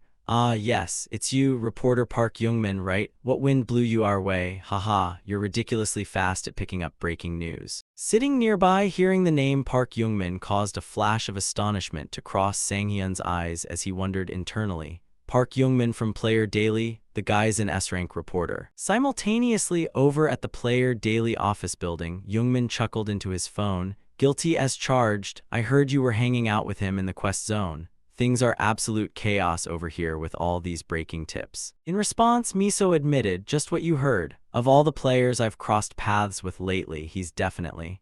Before she could finish, Youngmin noticed his coworkers blatantly eavesdropping and lowered his voice to scold them. Excuse me, can you keep it down? Everyone's staring daggers at me. Time rapidly moved forward. By this point, Sang-hyun had stepped out of the vehicle and thanked Miso. Thanks for the ride. Just as he turned to walk away, Miso quickly called out to stop him. Hold on, Sang-hyun, wait a second. We're about to scout an unverified gate. We're putting together an independent exploration squad capped at 4 members under level 120. Relax, it's not an official guild raid, if you're interested. Before she could even finish her pitch, Sang-hyun caught the sweet scent of potential loot and practically yelled, I'm in. His eagerness, resembling a stray dog waiting for a bone, left Miso entirely speechless. You flat-out rejected an immediate guild invitation, but you jump at this random side quest. Brushing off her subtle mockery, Sang-hyun couldn't contain the bubbling excitement in his chest as he mused internally. Finally, I get a shot at entering an unmapped gate. To put it simply, a dungeon is a fixed instance. Once you enter, the entry and exit points are set in stone, and the traps and monster spawns follow predictable routines. But a gate is a volatile anomaly. While you're dealing with the situation, the entry and exit points shift in real time, and sometimes even the monsters mutate based on the gate's fluctuations. But as always, higher risk equals better rewards. That's an unwritten law in the player world. And if it's an unverified gate, there's a system-issued first clear bonus that guarantees a high-tier artifact. Kim Miso must have gone through something like that before to score her high-tier gear. That item she has that effortlessly pierces through the dark wolf's tough hide could only possibly drop from a place like this. Shifting to Miso's side, she pulled out her personal phone and said, I'll get in touch with you as soon as I have more details locked down. Looks like we're gonna be communicating a lot from now on. Here, punch your number in. With that, she handed her phone over to the protagonist. However, what caught Sang-hyun off guard was a calendar notification flashing on her screen. Friday, June 28, 00 p.m., 10:30 p.m., meeting with Mr. Gregory. Realizing what popped up, Miso hurriedly snatched her phone back with a flustered look. I am so sorry, that was clumsy of me. What is wrong with me today? She let out a breath of frustration, leaving Sang-hyun to quietly ponder. She seems to be hiding some kind of secret backstory. But honestly, what player doesn't have secrets of their own? Even someone like me is hauling around a secret I can never tell a soul. If anyone found out I regressed, God knows what kind of chaos that would cause. It'd be a colossal nightmare. Dwelling on that thought brought up memories of his old constellation companion from his past life, evoking a brief wave of nostalgia. Right now, I have no clue what my old friend is up to or where he is. But we spent many years working side by side back then. Tracking him down right now is gonna be a tough needle in a haystack. Shifting scenes to the Eden Guild's VIP lounge, Miso was currently chatting with a tall man wearing orange gear, though her attention remained glued to her phone's screen. This prompted the man to ask with mild curiosity, "I think it's been ages since we just sat down for a coffee like this, but who are you waiting on? Why are you staring at your phone so hard?" Miso offered a soft smile in response. "It's Shin Sang-hyun, we're planning to explore a gate together." "Oh damn, you got close to him just like that?" The man's voice was laced with teasing amusement. This caused Miso to panic and wave her hands defensively. "No, it's not like that." Shifting topics, the man chuckled. "Isn't that the guy who can maintain combat focus way longer than I can?" And he gave Kim Miso's invitation the cold shoulder. "Honestly, I kinda like the guy already." Across the table, Miso admitted it with a warning. "You seriously need to start worrying, Oppa." "Huh, why me?" the man asked, looking completely clueless. Miso explained his sword techniques are top tier, easily matching yours or maybe even surpassing them. Her glowing review of Sang-hyun made the man burst into hearty laughter. "Haha, are you just saying that because I was teasing you? He might be good, but comparing his strength to mine is a bit of a stretch." The masculine, rugged-looking man was none other than Jo Jinho, level 700 and S-rank elite player of the Eden Guild. Time quickly rolled forward to the next morning. At that moment, Sang-hyun suddenly received a call from the archer Miso and quickly answered. "Hello, is this Ms. Kim Miso? I'm listening."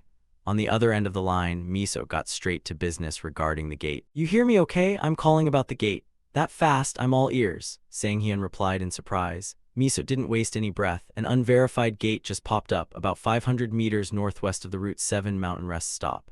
"We just finished preliminary scouting of the mid-tier zone, and I'm sending you the intel right now." Hearing that, Sang-hyun's eyes lit up as he hurriedly pulled up the data file Miso had just transferred.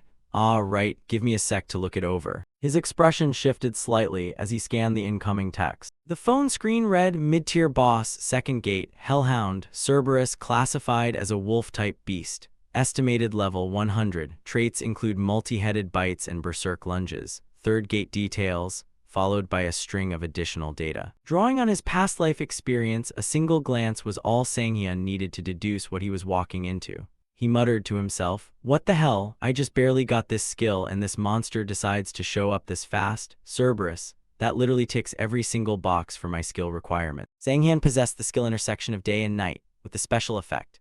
Always active, 0 cooldown when the moon appears inside a dungeon. HP regeneration and wound recovery speed are boosted by 5 times. Whether the moon is present or not, dog or wolf-type monsters are afflicted with a fierce status toward the player holding the blue moonstone. Additionally, if the moon appears, dog or wolf-type monsters will never attack the player holding the blue moonstone. Returning to the present, Sang-hyun nodded cheerfully and replied to Miso. "Yeah, I just checked the briefing. Thanks for the heads up." His polite tone prompted Miso on the other end to laugh. "Sharing intel is just common courtesy. I'll catch up with you later." Nearby, the tall man watched their friendly chat and chimed in out of curiosity. "What's with all the cheerful chatter? Something good happened." Sang-hyun flashed an apologetic smile and explained, "Ah, sorry, team leader." Before he could finish, the tall man waved a hand dismissively. "Hee, I'm just messing with you. You're a big-name celebrity now, so I get it. And hey, I'm not your team leader anymore, just call me Hyung." The man was none other than team leader Yoon Dekyung, the very guy who had led Sang-hyun into the Orc Dungeon, a place known as the Weeping Wall to total rookies. Returning to the conversation, Yoon Dekyung's praise made Sang-hyun scratch his neck awkwardly. "Oh come on, Hyung, I'm not that famous, I still got a long way to go." Chuckling at his modesty, Yoon Dekyung guessed, "Judging by that tone, I'm guessing you haven't seen the news yet." "Huh, seen what?" Sang-hyun asked curiously. Without missing a beat, Yoon Dekyung shoved his phone right into the protagonist's face. "Look at this. You made the front page of the Player Weekly spread. If this isn't being famous, I don't know what is." On Yoon Dekyung's phone screen, Sang-hyun's face was plastered clear as day. Player Weekly, the legendary rookie emerges. Player Shin Sang-hyun bursts onto the scene like a shooting star. Reporter Park Youngmin, a new player, suddenly surfaces in the zone, followed by a wall of text. Reading through it, Sang-hyun realized he hadn't even caught wind of the article. His eyes widened in horror as he shrieked as if his house was on fire. What in the world is this? His startled reaction cracked the team leader up. Haha, you better turn your phone off right now. You're about to get bombarded with calls. Shifting to Sang-hyun's internal thoughts, he grumbled, I don't hate the paper, but do they always have to publish random stuff like this without even interviewing the person involved first? Sure enough, as if on cue to prove the team leader right, Sang-hyun's phone started ringing off the hook. This gave Yoon Dekyung another opening to tease him. What's wrong? Don't tell me your long-lost distant cousins are already calling. Sang-hyun retorted, I was just thinking about my close relatives. As he spoke, he swiftly powered down his phone, shoved it back into his pocket, and let out a heavy sigh. One more thing to stress about. Before he could finish, Yoon Dekyung, anticipating what he was looking for, pulled a duffel bag out and presented it right in front of the protagonist. Right, you were talking about this, weren't you? Peeking inside the bag at the items within, Sang-hyun's face lit up with joy. Spot on, thanks a million, Hyung. Yoon Dekyung crossed his arms and scoffed, thanks. Anyone listening would think I was handing these out for free. Besides, these are all second-hand gear covered in your Hyung's greasy fingerprints. Wouldn't it make more sense to buy brand new stuff? He asked, genuinely puzzled. As for Sang-hyun, there was no way in hell he could tell Yoon Dekyung that he was dragging this beat-up old gear home to eat it for stat upgrades. So he could only offer a clumsy excuse. I guess I just want to channel your combat spirit, Hyung, the way you handle problems. The more he tried to explain, the darker Yoon Dekyung's expression grew until the team leader finally sighed. Haha, you're talking nonsense again. Sang-hyun laughed awkwardly. Well, just think of it as a good luck charm or something, while thinking internally, how the hell am I supposed to explain that used gear has a higher absorption rate? Just as Yoon Dekyung was about to press further, a female voice interrupted from behind. Sorry I'm late. Finding parking around here is an absolute nightmare. Let's jump straight into the appraisal evaluation, announced an attractive young woman's voice. Seeing her arrive, Sang-hyun glanced over and asked Yoon Dekyung with a raised brow, who's this? Yoon Dekyung answered, she's the appraiser handling our transaction. I brought her along so you wouldn't get ripped off since we're acquaintances. Ha ha ha. He chuckled, throwing a friendly arm around the protagonist's shoulder. Without wasting any more of their time, the female appraiser immediately got down to business. A faint purple aura emanated from her lips, washing over the entire pile of gear.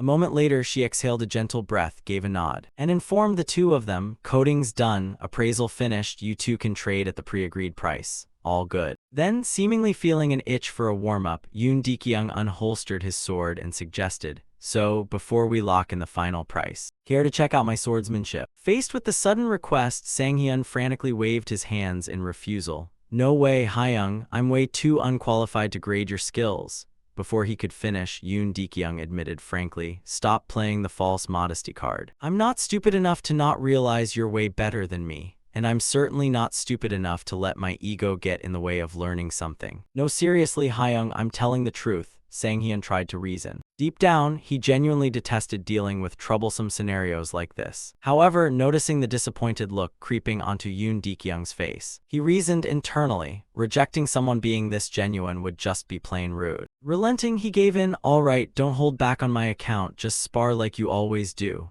Hearing that, Yoon Dekyung's face lit up with excitement as he dropped into a fighting stance. Seeing this, Sang-hyun remembered to warn the appraiser, Appraiser-nim, you might want to stand behind me. Ah, right, understood. She nodded, hastily retreating to the side to clear the stage for the two guys to brawl. The moment she stepped back to a safe distance, Yoon Dekyung let out a roar, here I come, and charged forward. He whipped his sword through the air with ferocious speed, generating violent gusts of wind that rippled outward in all directions. Even Sang-hyun couldn't mask his genuine surprise, praising him mentally. Impressive, he's gotten way stronger than the last time we ran into each other in the dungeon. Looks like he hasn't wasted a single second on his training. Still, he immediately spotted a flaw. There's a hitch. The protagonist called out, Hyung, hold up a second. Already? I was just getting warmed up. Yoon Dekyung blinked in surprise. Walking right up to him, Sang-hyun pointed out, is something wrong with your left arm? The question caught Yoon Dekyung off guard, prompting a reluctant admission. How the hell did you spot that? Sang-hyun explained, when you swing with your right, your left shoulder opens up way too wide, making it look like you completely lose awareness of that blind spot. If I'm guessing right, at that point the team leader stopped hiding it. You hit the nail on the head. I've got a lingering shoulder injury on my left side from blocking hits. So it's that obvious, huh? Most of the injuries I pick up during training or dungeon runs happen right there. I know it's there, but I can't fix it, he muttered, rubbing his left shoulder with a grimace. However, Sang-hyun's next words completely floored him. You can totally fix that. This injury is way easier to manage than you think. Stop trying to protect the injured spot.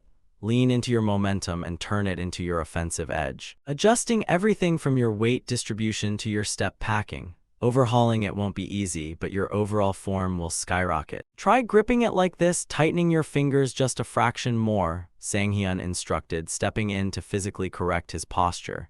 Yoon Dekyung clicked his tongue in realization. Easier said than done. Hey Sang-hyun, that hurts, haha. Just try to bear with it a little longer, Sang-hyun advised. A few seconds later, Yoon Dekyung's comfortable voice echoed. Hee, it's a bit embarrassing, but I really feel much better.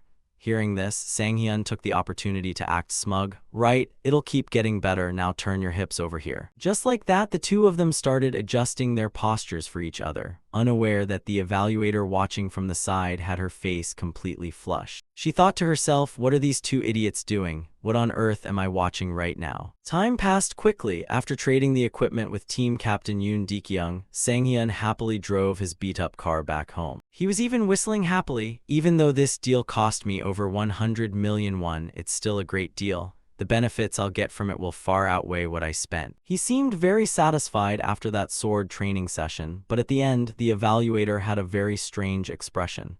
Could it be because she was tired? Oh well, whatever, I want to hurry up and finish eating these items to see how much I've improved. How can I hold out until the next gate appears? Or should I just call Kim Miso right now? As he spoke, Sang-hyun glanced sideways at the bag of gear on the passenger seat. Because of this momentary lapse in attention, he almost crashed into two people ahead. Fortunately, Sang-hyun slammed on the brakes in time and hurriedly poked his head out, flustered as he said, Sorry, are you okay? You were standing in a blind spot, so I...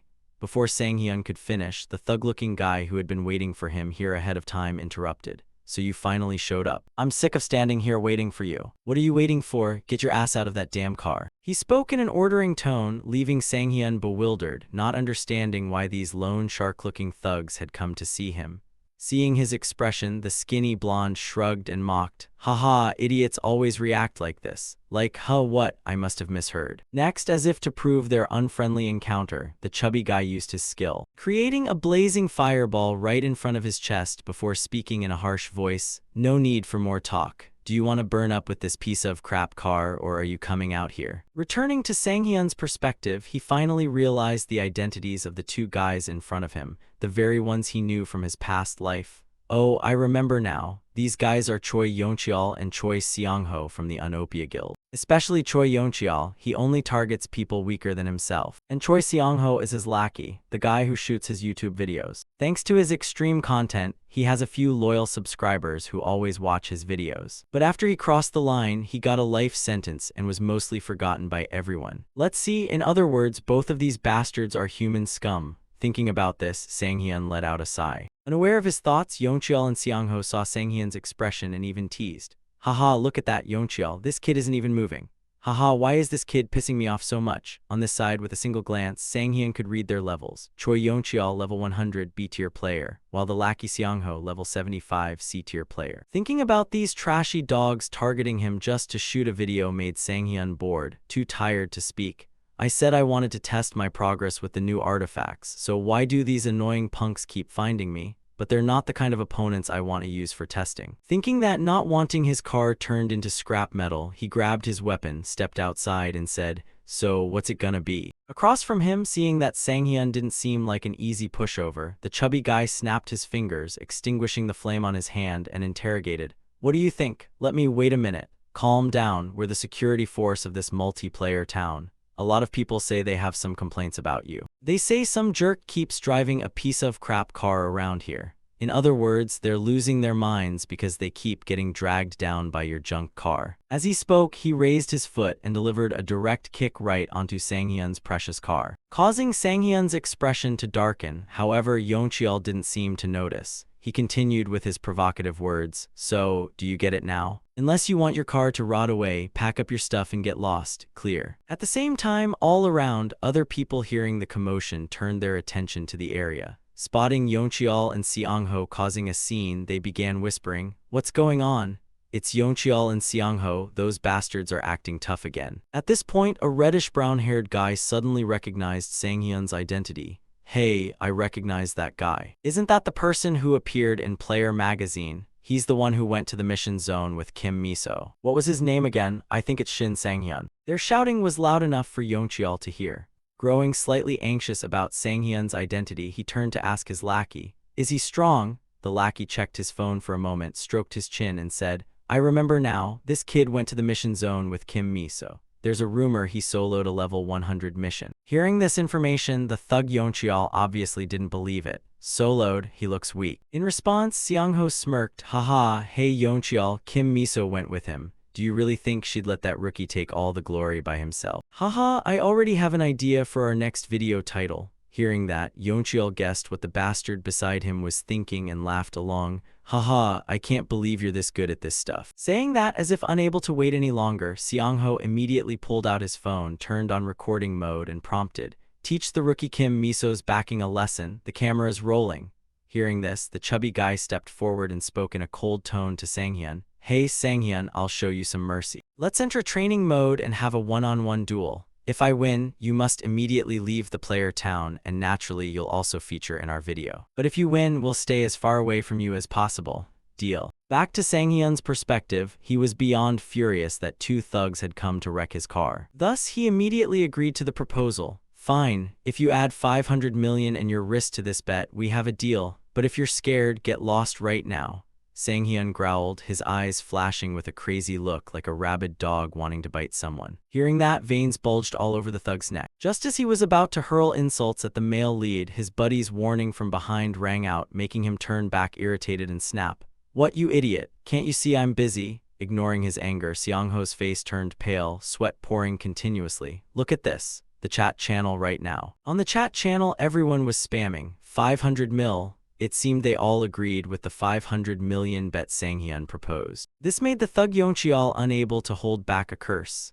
Meanwhile, Sanghyun only focused on him and challenged, "Do you dare play, or are you scared?" Turning back to Yeoncheol, it suddenly dawned on him, "Wait, if we do this, the video won't be monetized because it contains violence and adult content. I might as well use this chance to blow off some steam." Time passed quickly, shifting to the plaza of Building C in the player town.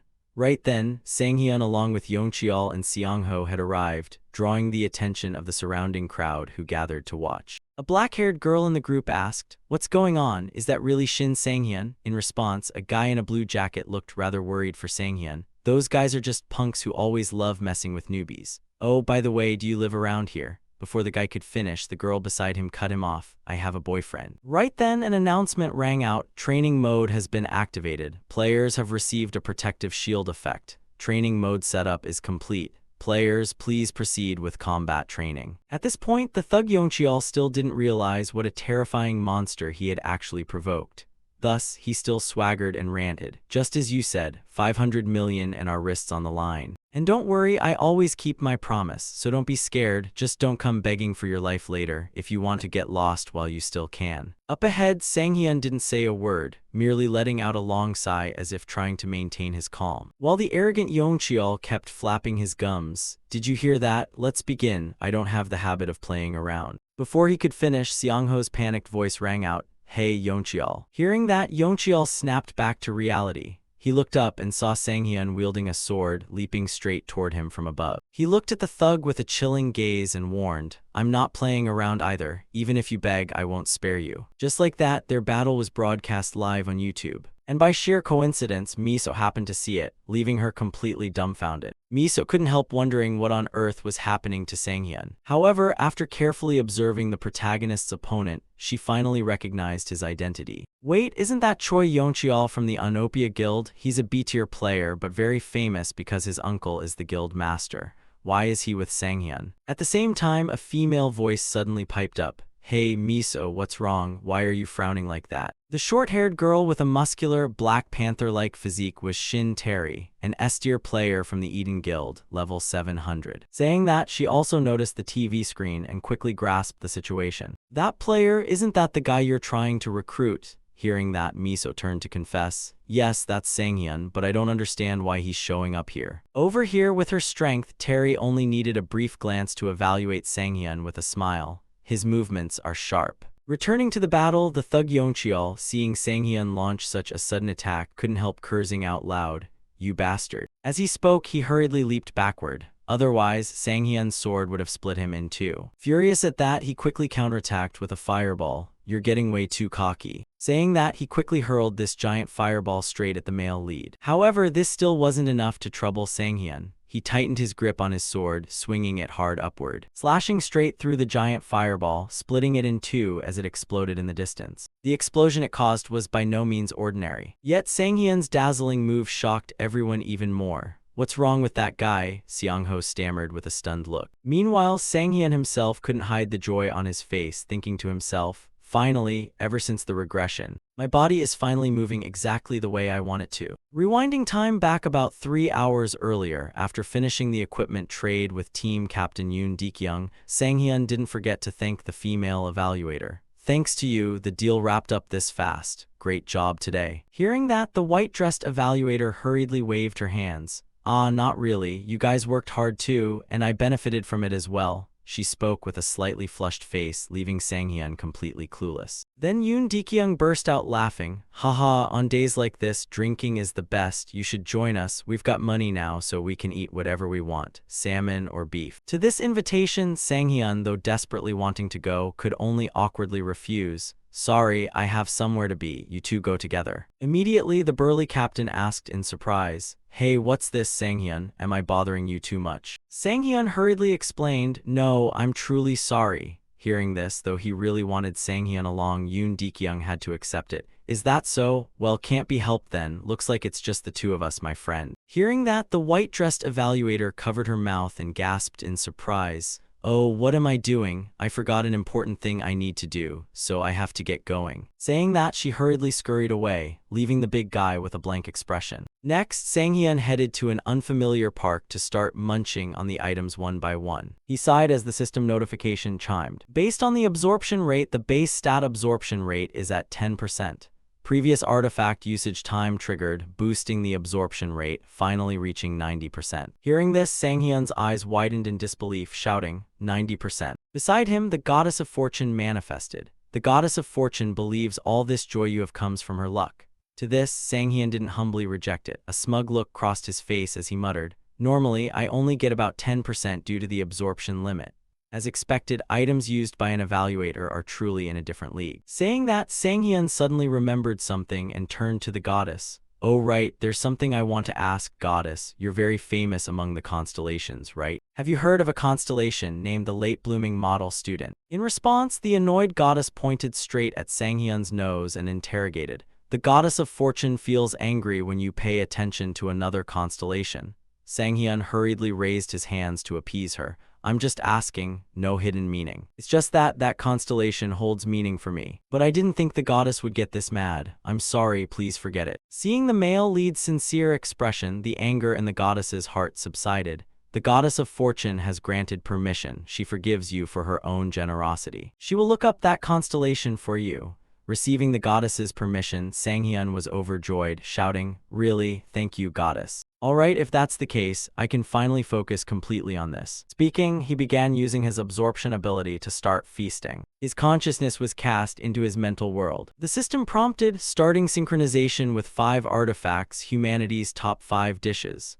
Right before Sanghyun were all kinds of delicacies, enough to make anyone drool. Just looking at them made Sanghyun do exactly that. It took a few seconds for him to snap back to reality, wiping away his drool as he muttered to himself, "No matter how illusory artifacts are, I never thought a food banquet could be this alluring. Man, I love this." With over a 90% absorption rate on these artifacts, once it's over, who knows how strong I'll get, there's no way to guess. Returning to reality at this moment, an icon of 2 crossed swords appeared above Sanghyun's head, accompanied by a system reminder. The True Confrontation title has activated. Isolating player Choi Yeoncheol. No allies detected within a 5-meter radius. The True Confrontation instinct has been activated. Opposite him, the chubby Yeoncheol watched his attack get sliced in two so effortlessly. his whole body trembling as if having a seizure. The audience watching seized the chance to tease. Haha, he's flustered, is Yeoncheol out of gas? Then like a erupting volcano, Yeoncheol roared, you bastard. Along with his words, he waved his hands wildly forward, unleashing countless fireballs. This made Miso, watching from afar, worry anxiously for him. Sanghyun, watch out. Unlike her younger sister, the older sister Terry was completely calm, reassuring her, don't worry, he'll dodge them. Her voice was full of confidence. And true to expectations, Sanghyun danced effortlessly through the barrage of attacks, easily evading them all while reminding the chubby guy across from him,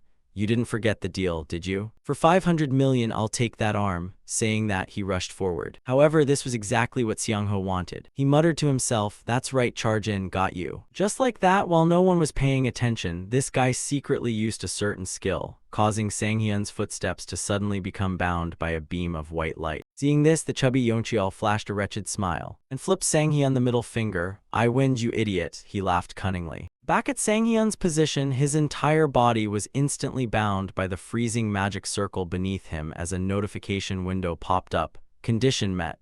Player Shin Sanghyun, skill coerced freeze has been activated. Right after the notification, sharp pillars of ice continuously erupted, trapping Sanghyun's body deep inside. Meanwhile, watching this unfold through the screen, T-Rai let out an amazed gasp.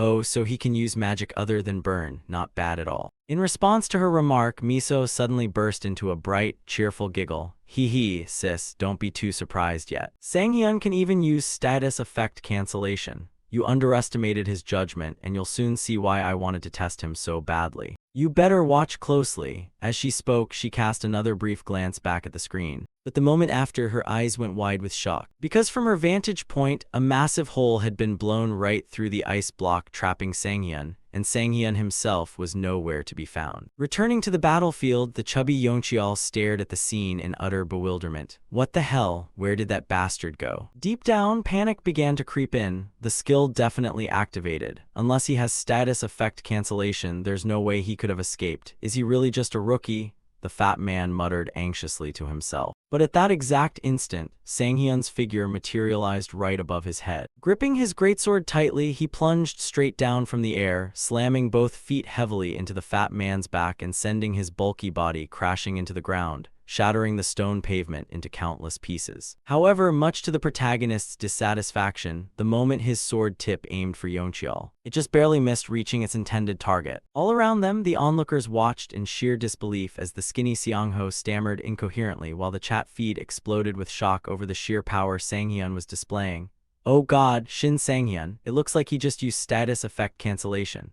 But more importantly, Shin Sanghyun feels a bit different than before. Their murmurs finally snapped Jeonggu back to reality. Darting his eyes back towards Sanghyun, he felt the oppressive aura radiating from the young man and thought, come to think of it, that bastard's entire vibe is completely different from before. What kind of trick did he pull? Following his gaze, he saw that Sanghyun's pupils had turned completely pitch black, making him look just like a merciless demon. Back over with S-rank hunter T-Rai, her younger sister Miso seemed to have the exact same question, prompting the silver-haired woman to explain. It looks like some kind of awakening skill. Beside her, Miso turned her head with a curious expression. An awakening skill for Shin Sanghyun? T-Rai nodded, offering a clearer explanation. Yeah, it seems to be a branch of transcendence or illusion. Judging by those pitch-black pupils, it's likely illusion. From what I know, taking damage while under that skill causes severe exhaustion. Didn't you hear him confidently claim he could take them down without a single scratch? Talk about bold. Hearing this, she let out a sigh at the protagonist's sheer audacity. Meanwhile, the archer Miso could only wear an excited, knowing grin. Ha ha ha, no way sis, it's not like that. He is definitely different, but he never uses that kind of skill when he's with me, and it's notoriously hard to trigger anyway. Hearing this, T-Rai shrugged and analyzed. Then it's one of two things. Either he had no reason to trigger it around you, or he simply didn't have it at all. Then, all of a sudden, T-Rai's expression turned deeply contemplative. She fell silent for a second or two before murmuring, or perhaps there's another possibility. He figured out a way to acquire it in a very short time. Shifting back to the female appraiser from earlier, she was currently staring at the report in her hands with a stunned expression, muttering, oh dear, this is bad. The artifact Shin Sanghyun just bought. Did it really undergo a latent potential test? According to her screen, the probability of the hidden skill existing was a mere 0.02%, and the hidden skill itself was none other than psychedelic. Looking at those absurd odds, she shook her head with a wry laugh. A hidden skill with a drop rate that low? No way. If he actually managed to pull a skill with odds like that, it's like being chosen by the god of fortune himself. Psychedelic, hidden skill, high tier awakening skill. Cooldown 1 hour. Skill level 1 upon activation, fully restores health and enters an awakening state for 100 seconds. Physical and mental capabilities break past their limits, plunging the user into a near-frenzied state where decision-making and information processing become vastly faster than normal. When the illusion effect ends, the user falls into extreme exhaustion for 10 minutes, accompanied by accumulated recoil damage. Back to Sang-hyun, his mind felt no different from a madman high on drugs. All right, what about that bet? Should we go for another round? Sang-hyun's voice was overflowing with manic excitement. Meanwhile, the fat man Yeoncheol had turned completely pale with terror. He cursed internally, "Damn it, that bastard. I let my guard down just because I thought he was a newbie, but I never expected him to be at this level. I have to fight seriously now." With that thought, he slammed his palm heavily against the ground, unleashing a massive surge of mana that triggered a small explosion, blasting both of them backward. The fat man used this exact move to break free from the protagonist's grip, and as he leaped backward, he frantically calculated his next steps. First, I need to create some distance. Wait, is doing this even working? Isn't this completely different from what that useless bastard Jo Seong-ho told me? If I had known he was this strong, I never would have declared war. Could those scumbags have? He spat out a string of frustrated nonsense. As he thought this, he shot a glare at his subordinate, only to find the skinny blonde refusing to even meet Yeoncheol's eyes. However, before he could even finish cursing out Seong-ho, Sang-hyun charged straight at him, grabbed a handful of his clothes, and slammed him violently down against the stone floor with a force that sent dust and debris flying everywhere. "You piece of shit, let's wrap this up. It's showtime," Sang-hyun declared in a dangerously thrilling tone. As for Yeoncheol, he could only shriek and beg for his life. Wait, fine, you win, okay? I'll transfer 500 million right now, just stop." But for Sang-hyun, there was no way he was going to let the fat man off the hook so easily. He hadn't beaten him nearly enough to stop now. "All right, the bet's over. Now it's personal." As he spoke, the protagonist raised his fist high into the air. Faced with his relentless actions, the fat man stammered in panic. "What the hell is your problem, you absolute psycho?" As he spoke, Sang-hyun grew even angrier and began lecturing him. "What do you mean, what's my problem? Let me remind you why I started this whole thing in the first place." Sang-hyun's mind flashed back to about 3 days ago at an auto repair shop, where a mechanic nodded grimly and told him, "We managed to fix it, but you might have to let it go soon." Hearing that, the protagonist wore a blank look as he asked, "What, let it go?" The mechanic nodded and confirmed once more, "That's right, it's just too old. I know you're deeply attached to it, but it's finally time to say goodbye. It carried you everywhere all this time, and I'm sure it was happy serving you." Hearing those words, neither the mechanic nor Sang-hyun could hold back their emotions, their eyes welling up with tears, especially the protagonist, who felt as though he could actually hear his car speaking to him. "Yeah, that's right, Sang-hyun. I was so happy driving you around all these years. You need to live a happy life too." Just thinking about his beloved car being forced into early retirement in the most miserable way possible made Sang-hyun's fury boil over until he roared like a madman. "This is revenge for my beloved wrecked car, you piece of shit." Down below, Yeoncheol was crying real tears of terror. "Damn it, I'm sorry, I'm genuinely sorry." Then, right after that, a series of wet, sputtering noises suddenly echoed through the air. The onlookers immediately covered their noses, looking forward with expressions of absolute disgust. "What the hell is that?" someone shouted in disbelief. Meanwhile, Sang-hyun abruptly halted his assault because, at that exact moment, Yeoncheol had literally scared the shit out of himself and soiled his pants. To make matters worse, the whole humiliating scene was being broadcast live, making the audience watching at home recoil in disgust. "Oh god, is Yeoncheol for real? This is way too far, seriously." At this point, completely out of his mind with fear, Yeoncheol trembled and begged for mercy. "I'm sorry, I'm truly sorry." All around, the crowd started buzzing with mockery. "That smell is seriously foul, right? He definitely pissed and shat his pants out of pure terror." Jeering comments began to fly from every direction. Meanwhile, Seong-ho, who was standing off to the side filming, looked like he was about to wet himself as well. Sweat poured endlessly down his face as panic overwhelmed his eyes. "Damn it, what am I supposed to do now? Maybe I should just delete this YouTube channel." I seriously picked a fight with someone I should have never messed with," he whispered frantically to himself. And while the skinny lackey was still desperately trying to figure out how to salvage the situation, a man's voice suddenly called out, "Seong-ho, is it? You guys have caused quite enough chaos around here." Hearing the familiar voice, Seong-ho snapped his head around and cried out, "Manager!" The man was Moon Baekhyun, an administrator for the Gangdong district of the Utopia Guild. Upon hearing him speak, Seong-ho hastily bowed his head in apology. However, Baekhyun didn't care much about the display. Instead, he cast a sideways glance at Sang-hyun and began evaluating him internally. "This situation is actually pretty interesting. I heard he just awakened recently, yet he managed to defeat Choi Yong-cheol, a seasoned awakened veteran. Let's see what kind of person he really is." Thinking this, Baekhyun stepped forward to offer a polite greeting. "Ah, you must be Shin Sang-hyun, am I right? I'm here regarding the scene cleanup and compensation for what you've had to endure. Do you have a moment to talk with me?" Opposite him, Sang-hyun narrowed his eyes slightly and retorted bluntly, "Mind telling me your identity and what guild you're from first?" Sang-hyun's tone was piercingly direct. Yet for some reason, a wave of annoyance washed over Baekhyun. "What's with this arrogant attitude?" "No, wait, that's not arrogance. It's calm, like a seasoned player who has walked through hell and back. His skills and aura are miles beyond anyone at his level." Realizing this, Baekhyun quickly bowed and introduced himself. "My name is Moon Baekhyun, administrator of the Gangdong district for the Utopia Guild. Apologies for the late introduction."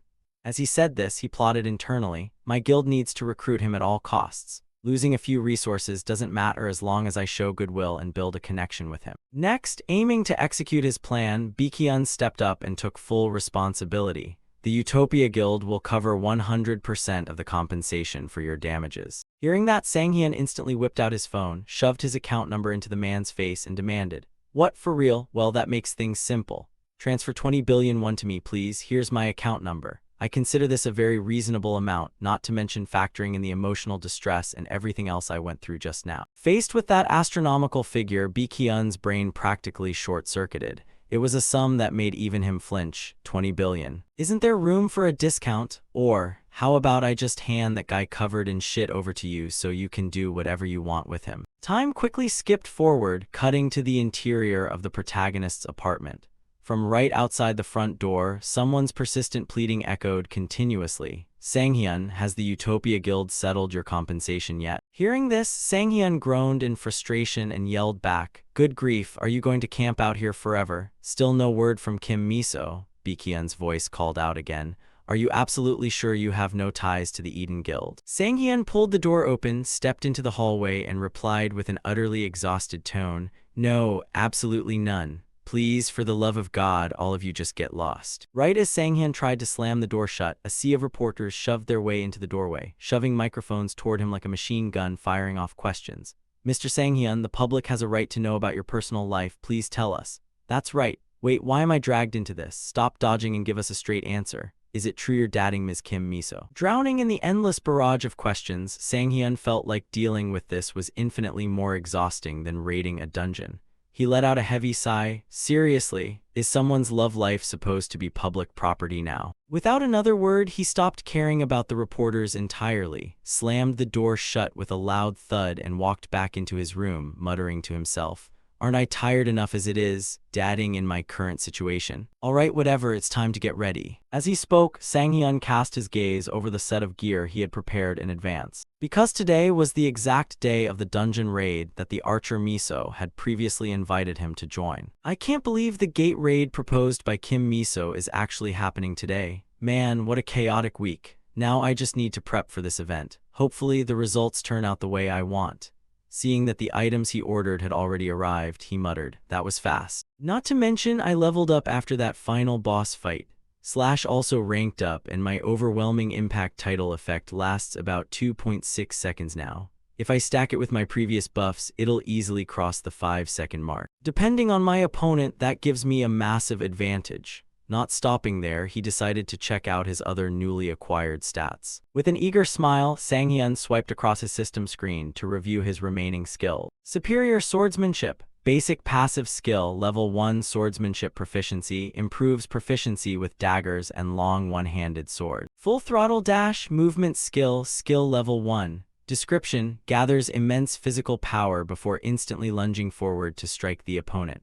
The longer the charge time, the greater the damage and dash distance, though movement is impossible while charging. Looking over the effects of both skills, Sang-hyun was quite satisfied, murmuring to himself, "With a toolkit like this, I can easily conquer the gate. Having a sub-weapon and perfect mobility skills makes all the difference. During my previous fights, I exposed way too many weaknesses. I can't afford to repeat past mistakes. When facing the Alpha Wolf, I had to gamble everything due to the limitations of my attack style and the sacrifice skill just to scrape out a victory. The same thing happened against Choi Yeoncheol. I walked right into his trap simply because I lacked mobility. In other words, if my opponent had been just a tiny bit stronger, I would have been dead meat. Right now, I need to keep a cool head. At this pace, I need to step up my training even further. Otherwise, I'll just repeat the same failure as before, just like the disaster of 2040. This time, I have to ensure the future changes. I can't afford to lose everything like last time. This time, yeah, in this lifetime, I have to grow stronger. I need to be as strong as him." Sang-hyun made a silent promise to himself as the image of the knight who saved him when he was a child flashed briefly through his mind. Then his phone suddenly rang, jerking Sang-hyun out of his wandering thoughts. Reaching out, he picked up the phone and answered, "Hello." From the other end of the line, a young man's voice responded, "Hello, Mr. Sang-hyun. This is reporter Park Young-min. I'm calling about the interview we scheduled for today. I just wanted to confirm if you're still free." Hearing the reminder, Sang-hyun's expression turned as strained as someone suffering from chronic constipation. But the protagonist reacted quickly, hurriedly replying, "Of course, oh, it's still early, right?" Youngmin nodded and answered, "Spot on. See you at the cafe I sent you earlier then." The truth was, the protagonist had completely blanked on the interview. Damn it, I completely forgot about this. The gate raid starts at 7:00 p.m. and the interview is at 2:00, right? But right now. Speaking to himself, Sang-hyun checked the time displayed on his phone screen and managed a very crooked smile. Time flashed forward to the hallway outside Sang-hyun's apartment. The reporters had practically set up camp with sleeping gear, waiting solely for Sang-hyun to step outside for an interview. The moment he appeared, the whole group erupted in cheers. Mr. Sang-hyun is here. Come over here. Tell us all about your romance with Ms. Kim Miso." Mid-sentence, their voices suddenly faltered when they noticed Sang-hyun was fully geared up with weapons. More importantly, the bone-chilling aura radiating from him gave everyone present instant goosebumps. Sang-hyun roared, "Everyone, get out of my way right now." He activated every single movement buffing skill at his disposal to sprint toward the interview location at maximum speed. Scene shift to reporter Youngmin's location. While waiting for Sang-hyun, he suddenly heard a female staff member shriek in surprise, causing him to turn his head and look. Recognizing the arriving figure as Sang-hyun, he waved and called out, "Mr. Sang-hyun, over here. I've already ordered the coffee, you just need to sit down." As he spoke, the reporter hesitated slightly, suddenly picking up on the intense pressure Sang-hyun was exuding. "Hey, why do you look so tense? Are you all right?" Right before his eyes, Sang-hyun was drenched in sweat and breathing heavily as he rasped out, "Ah, it's nothing." Youngmin asked, "Did you just come straight out of a dungeon?" Sang-hyun scratched the back of his head with an awkward laugh. "Ah, no, not really, haha." Internally, he thought, running all the way here was way more exhausting than clearing a dungeon. Once Sang-hyun finally took his seat, he offered a quick apology. "Sorry I'm late." Youngmin waved a hand dismissively. "Don't worry about it." Next, the reporter flashed a wide, beaming smile and dived straight into the main topic. "Anyway, I originally planned to interview you about your recent quest, but I've got much bigger news for you, Sang-hyun. You probably haven't heard yet, but it's causing a massive storm among global players. People used to care strictly about a player's level as the ultimate metric of strength, but you're a complete exception. Despite your low level, your overwhelming strength has everyone calling you the legendary rookie." That remark made our protagonist blush slightly as he offered a sheepish grin. "Come on, I'm not on that level." Hearing this, Youngmin continued, "By the way, you do realize that it's not just regular players but major guilds that are gunning for you now, right?" Shifting to Sang-hyun's perspective, he had to admit, "Lately, I have been getting way more romantic phone calls than usual." Chuckling lightly, Sang-hyun added, "Haha, are you talking about the hot gossip regarding the Utopia Guild, or are other guilds getting involved too?" To Sang-hyun's question, Youngmin replied with a piece of news that left the protagonist completely dumbfounded. No, I'm talking about overseas guilds as well. This broke just this morning, so you definitely haven't heard. As of this morning, 5 major foreign guilds have officially filed requests with the Korea Players Association to acquire your personal information. Foreign guilds usually only recruit high-tier awakened individuals, and we've never seen a rookie at your level attract this kind of international attention. Either way, you should probably be a lot more cautious from now on, because a whole lot of people want to know who you are. Time sped forward into the evening. After wrapping up his interview with Youngmin, Sang-hyun made his way toward the designated assembly point for the dungeon raid. Walking along, he muttered to himself, "Damn it, I was planning to form my own guild and go solo. But man, overseas guilds, that actually sounds pretty tempting. Their tier is on a completely different level and they have massive resources. Come to think of it, how terribly was I treated back then? Geez, just thinking about it breaks my heart." Sang-hyun let out a heavy sigh. Right before the voice of the archer Miso snapped him back to reality. "Hey, Mr. Sang-hyun, long time no see over here, take this path. We still have a little time before the gate raid begins. You two should get acquainted," she said cheerfully. Meanwhile, Sang-hyun looked slightly startled as he gazed at the older woman standing beside her, T-Rai. At this point, he still had no idea who she actually was, wondering inwardly, "Who is that?" Noticing the protagonist's curious expression, Miso quickly chimed in with an explanation. "My sister kept demanding to meet you, Mr. Sang-hyun, so I brought her along right before you enter the gate. Hope you don't mind. Meet my sister Shin T-Rai. She's a member of the Eden Guild just like me. If you guys want to chat, there's a cafe nearby." Standing just behind her, the S-rank hunter Shin T-Rai stood quietly, eyeing the protagonist up and down. Then she stepped forward and extended a hand in greeting. "Pleased to meet you. I'm Shin T-Rai." Seeing this, Sang-hyun hastily reached out to shake her hand and introduced himself. "Ah, my name is Shin Sang-hyun. Nice to meet you." As he shook her hand, a wave of pressure hit Sang-hyun. Even without Kim Miso's introduction, what player in South Korea didn't know who Shin T-Rai was? Her reputation had long since crossed national borders. At her core, she was one of the key leaders of Eden, and her mere presence alone possessed the weight to shift the power rankings of entire guilds. "Ever since I regressed, I keep running into high-ranked monsters. In my past life, man, talk about exhausting." Dwelling on that thought, Sang-hyun let out another weary sigh. Meanwhile, T-Rai suddenly spoke up. "Say, Mr. Sang-hyun, could I ask you for a small favor?" Her words left Sang-hyun with a blank expression. "Huh, a favor? Out of nowhere. Wait, this is Shin T-Rai we're talking about. Why would she ever need me for anything?" Puzzled, he nodded anyway. "Ah, sure, if it's something within my power." Before he could even finish his sentence, the female hunter calmly added, "It's nothing major. Would you mind having a quick sparring match with me?" Before Sang-hyun could even process the request, the archer Miso groaned in exasperation. "Sis, seriously? You just met the guy?" T-Rai simply shrugged in response. "What are you complaining about? I already mentioned it on the way here." She spoke as though she vividly remembered expressing her desire to test the protagonist's strength earlier.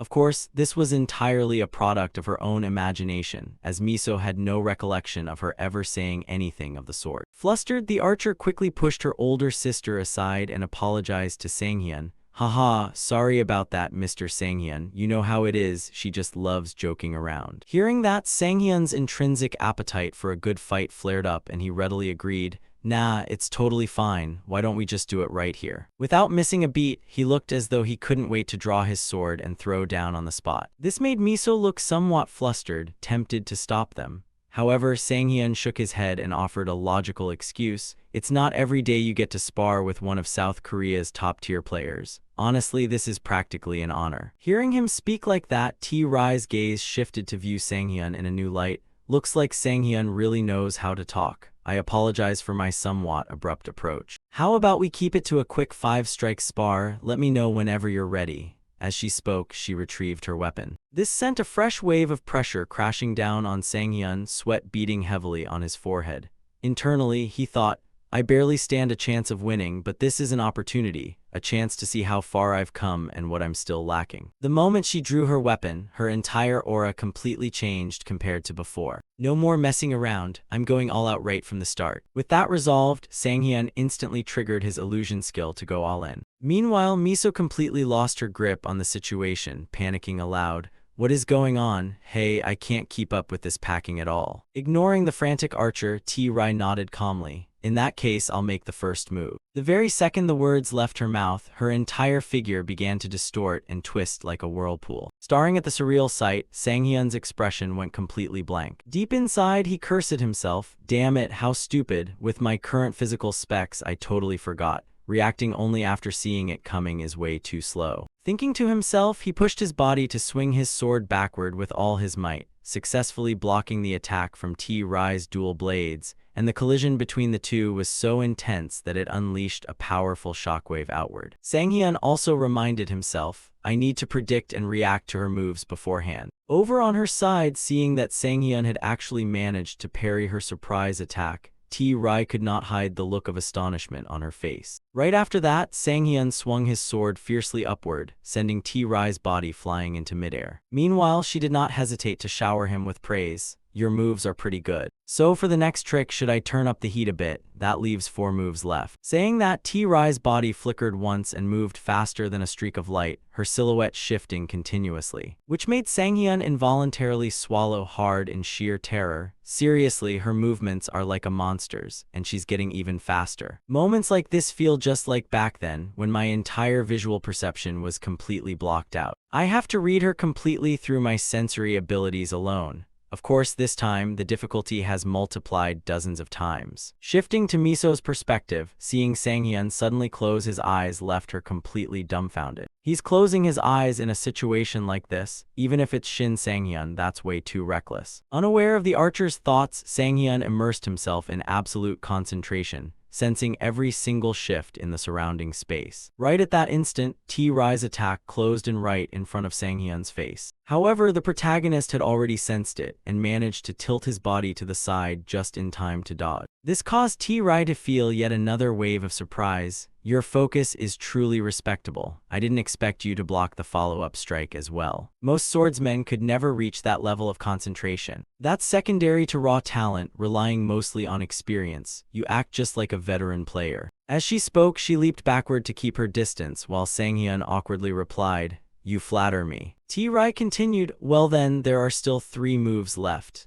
However, before she could launch her next attack, Sang-hyun cut in, Can I ask one thing before we continue? Instead of 3 separate moves, could you just unleash your full power all at once? Faced with this request from Sang-hyun, T-Rai's eyes flickered with confusion as she asked back, What did you just say? Sang-hyun answered in a firm tone, I know it sounds arrogant, but I don't think I can afford to waste this opportunity. Please just this once go all out. Once he finished speaking, Sang-hyun felt a lingering anxiety inside. I've talked this big. If I can't make her go 100%, I won't be able to grow any further from here. On the other side, the archer Miso wanted to stop her older sister, but since her sister agreed immediately, it drove her absolutely crazy. T-Rai said, Fine, but I can't go 100% serious because we haven't activated the training mode.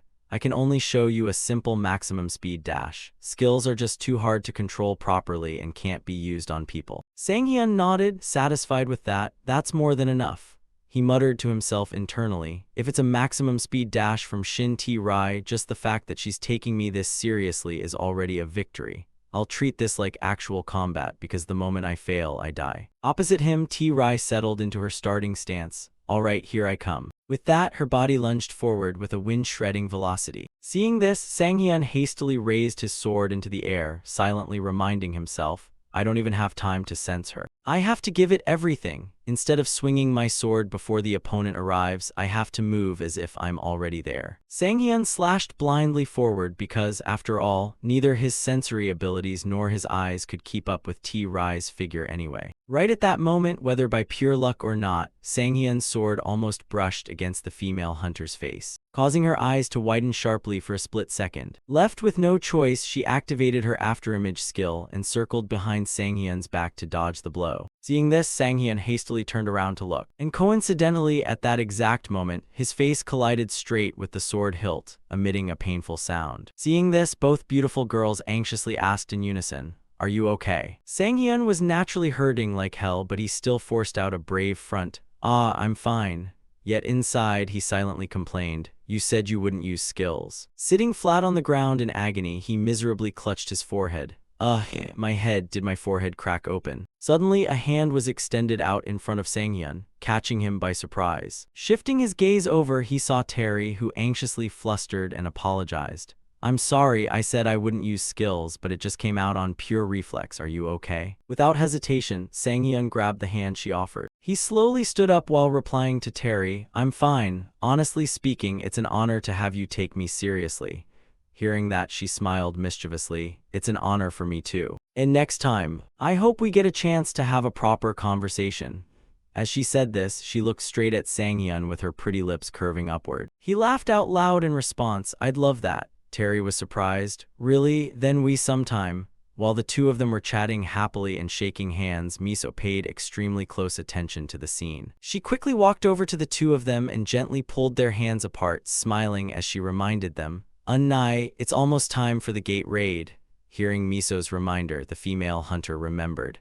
At this point, the anger in Miso's heart still hadn't subsided, and she gritted her teeth in irritation. Besides, we still have to submit the incident report to the guild today. Do you even know how reckless you were being? Faced with this temper of hers, Terry couldn't help but sigh dejectedly. I'm sorry. Saying that, the female hunter waved goodbye to Miso and Sang-hyun. All right, Miso, good luck on the raid. Text me when you're done.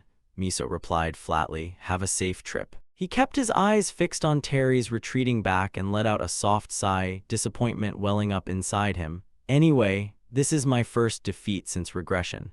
If Shin Terry had been serious from the start, I wouldn't have lasted a single move. This encounter was unexpected, but I've found a new mountain to climb. After walking away for a bit, Terry glanced back over her shoulder. A mysterious smile now lingered on her lips, and Sang-hyun caught sight of it. It seemed he could understand her intentions as the corners of Sang-hyun's lips curved up. Is she saying, just try and surpass me? A while later at unidentified gate number 727, Ga Chunui Station, a few people had gathered together. Miso clapped her hands with a bright smile. All right, let's start with introductions. These are the people joining us. As soon as she finished speaking, Tae-seok and Juhi greeted them. Sang-hyun responded enthusiastically. I'm Shin Sang-hyun. It's a great honor to work with such outstanding people like you all.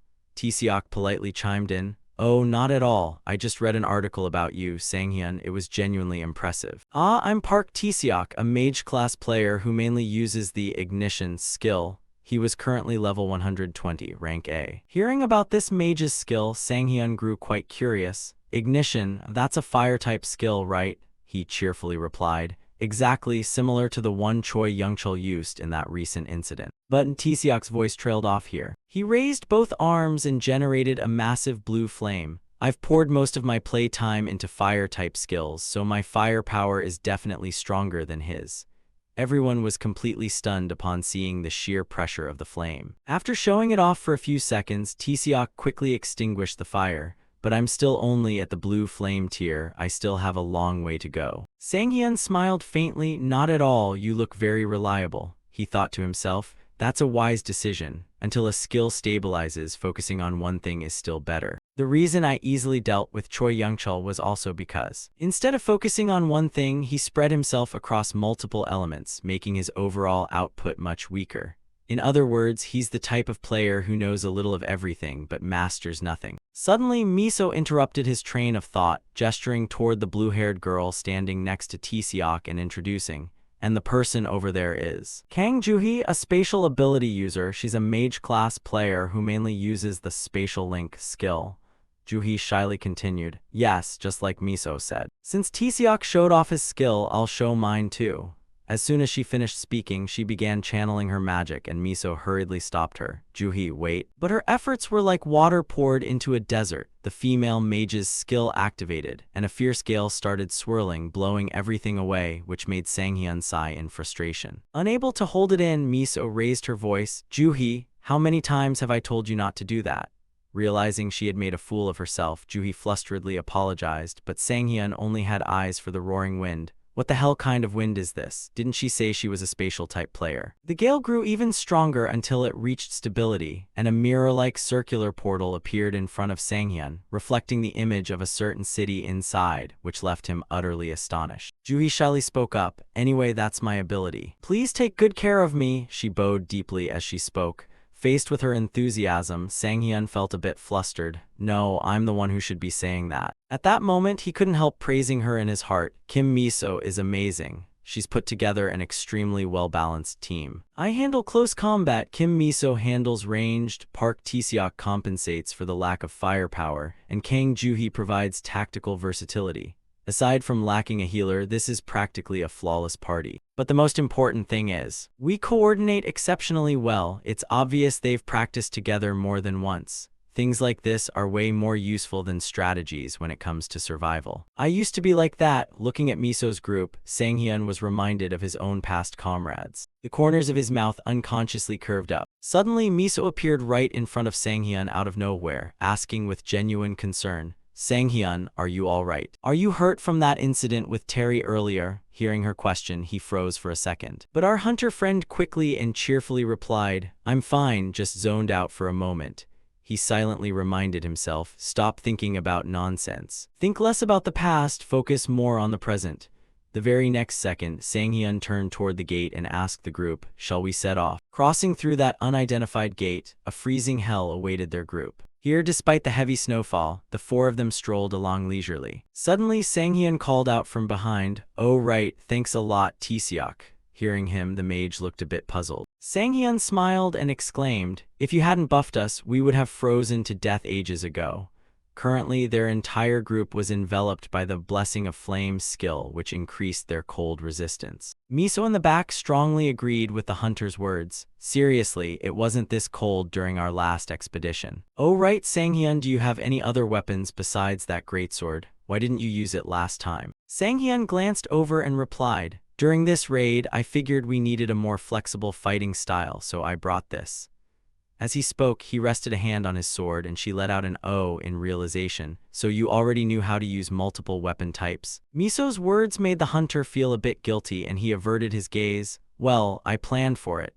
Even so, Sang-hyun felt a bit depressed inside. "I'm so lazy now I don't even feel like making up excuses anymore. This is the only side effect of regression." Suddenly, Miso called out to the female mage from behind, "Ah, and Joo-hee." Hearing her name, she quickly turned around. "Yes, Nai." Right behind Sang-hyun and Miso stood an extremely ferocious demon, and the archer hastily issued a command, "Execute Plan C." Upon receiving the order, Joo-hee jumped into action. Yes, both of her hands began gathering concentrated magic. Spotting its prey like a starving tiger, the demon widened its mouth and leaped toward the group. It slammed the weapon in its hand down hard, sending snow flying in all directions. Miso and Sang-hyun nimbly dodged away, and the two of them were now positioned right above the demon's head. The archer shouted loudly, "Give the order, Sang-hyun." At that moment he had no choice but to comply. "All right then, fire support." Feeling energized, Sang-hyun curved the corners of his mouth into a confident smile and lunged toward the demon. The demon quickly detected his presence and hurriedly turned its head to look. Realizing he had been exposed, Sang-hyun was startled for a moment. But at this moment, not only him, but Miso was also providing support right from behind, causing the turning demon to howl incessantly. The archer drew her bowstring tight and called out loudly, "Tae-seok." Hearing his name, he quickly generated a blue fireball. Got it. The moment Miso's sharp arrow was fired, the fireball completely engulfed the arrow and headed straight for the demon, while Sang-hyun simultaneously rushed forward with his sword drawn, leaving the demon completely dazed by this combo attack. It could do nothing but stand there blankly and take the hit. As the arrow pierced straight into its head, the demon let out a piercing scream of agony, and Sang-hyun swiftly slashed forward from behind. With a single graceful sweep of his blade, he chopped its body into multiple pieces, sending blood splattering everywhere. The hunter hastily called out, "Kang Joo-hee." Hearing him, she knew it was her turn. "Got it, I understand." Finishing her sentence, the female mage activated her magic circle. Continuously battered without a chance to resist, the demon now caught a fleeting glimpse of a victory it could possibly grasp. In a split second, the demon spun around and thrust its arm out in an attempt to grab Sang-hyun. Its hand lunged forward and slammed hard against the snowy ground, creating a massive shockwave. But the only things the demon grabbed were white snow and rocks. The person had vanished, leaving only a large sword stuck straight into the ground. Mistakenly believing it had actually reaped some results, a satisfied smile spread across its face. But before it could celebrate, it was hit with a harsh reality check. Sang-hyun appeared right behind the demon, his hand resting on the hilt of his sword. "What's wrong? Thought you caught me." Hearing his voice, the demon widened its eyes in shock. The demon looked back in sheer confusion, wondering when on earth the hunter had gotten right next to it. Behind them, Tisiok had already prepared a fireball and didn't forget to remind the female mage, "Juhi, get ready to cast your move." She quickly obeyed, understood. Facing mortal danger, the demon quickly activated its level 2 demon combat skill, letting out several powerful, low growls. Sanghyun felt more and more energized, breaking into a wide smile. The moment he closed in on the demon, he and his sword delivered a strike straight to its head, splitting its entire body in half. Juhi and Tisiok stood below, staring up blankly, completely unable to comprehend the current situation. After delivering that fatal slash, Sanghyun landed lightly, muttering a sigh. That took a bit of effort. Someone couldn't hold back and spoke up. "What was that just now?" Hearing it, Sanghyun glanced upward. Tisiok's face froze in utter shock as he awkwardly explained, "Our original plan didn't include it going down in a single hit." Juhi eagerly nodded beside him to show her agreement, and Sanghyun replied in embarrassment, "Ah, I see, my bad." From behind, Miso stepped forward to deny it. No, you don't need to apologize. Didn't I already tell you guys?" I had that exact same reaction at first, maybe even an exaggerated one. Sanghyun hasn't even shown his full strength yet, right?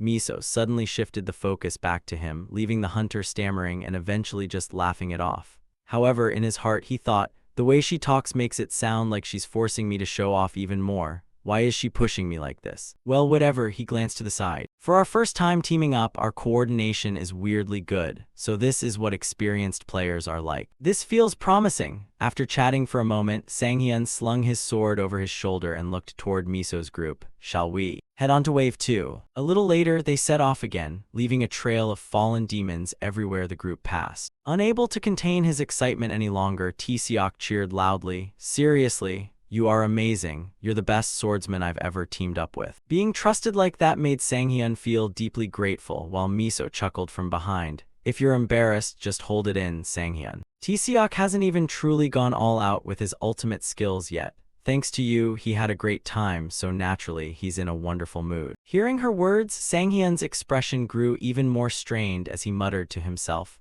"Right, when mages don't have a reliable swordsman, they usually rely on various supporting talismans. But this guy puts way too much pressure on me." Remembering Tisiok's bright, radiant smile only made him shudder harder. Miso suddenly asked out of curiosity, "By the way, Sanghyun, what was that skill you used earlier?" The hunter was too busy conversing with the mage to catch her words properly, turning around blankly.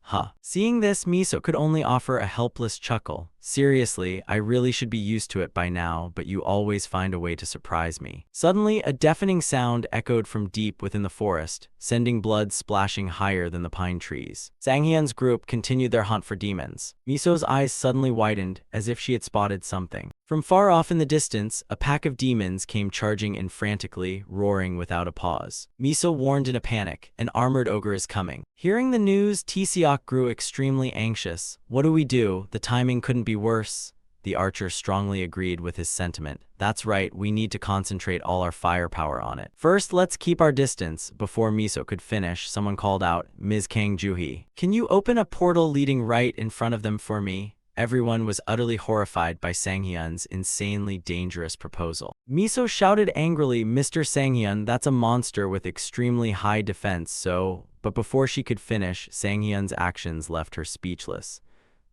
What on earth is he trying to pull in times like these? Trusting him for once won't hurt. Thinking this, Miso quickly called out to the female mage, "Juhi, do whatever Sanghyun says." Juhi agreed immediately. Portal open. The moment the gate materialized, an armored ogre stood right in front of Sanghyun. He kicked off the ground for momentum, rocketing straight toward the spatial gateway using his full-throttle movement skill. Due to his extreme speed, a massive gust of wind whipped up behind him. Waiting on the other side of the portal was the armored ogre, which looked completely stunned to see him pop out. With a decisive and powerful sword stroke, Sanghyun cleaved the ogre cleanly in half before it could even process what was happening. Back on their end, Miso and Tisiok stared with their eyes popping out and jaws dropped wide open. The mage could hardly believe his own eyes, gazing at Sanghyun's confident demeanor as he wondered, "Is this for real?" After landing, the group resumed their march. Miso walked alongside the hunter, chatting, "That was some kind of movement skill, but I've never seen one with that much destructive power."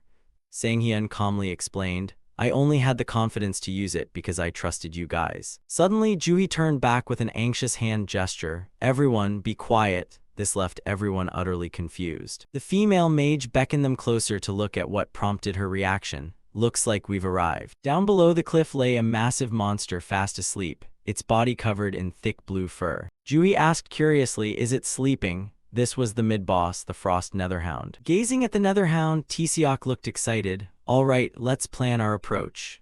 The mage nearby analyzed. We're a bit low on support items. Should I open a few more portals? Or should I just toss fire straight at it from the start? Sang-hyun hadn't joined the discussion from the beginning. He just sat there wearing an excited grin. You finally showed up, my personal punching bag. Sang-hyun swiftly activated the intersection of day and night, a special effect with no cooldown.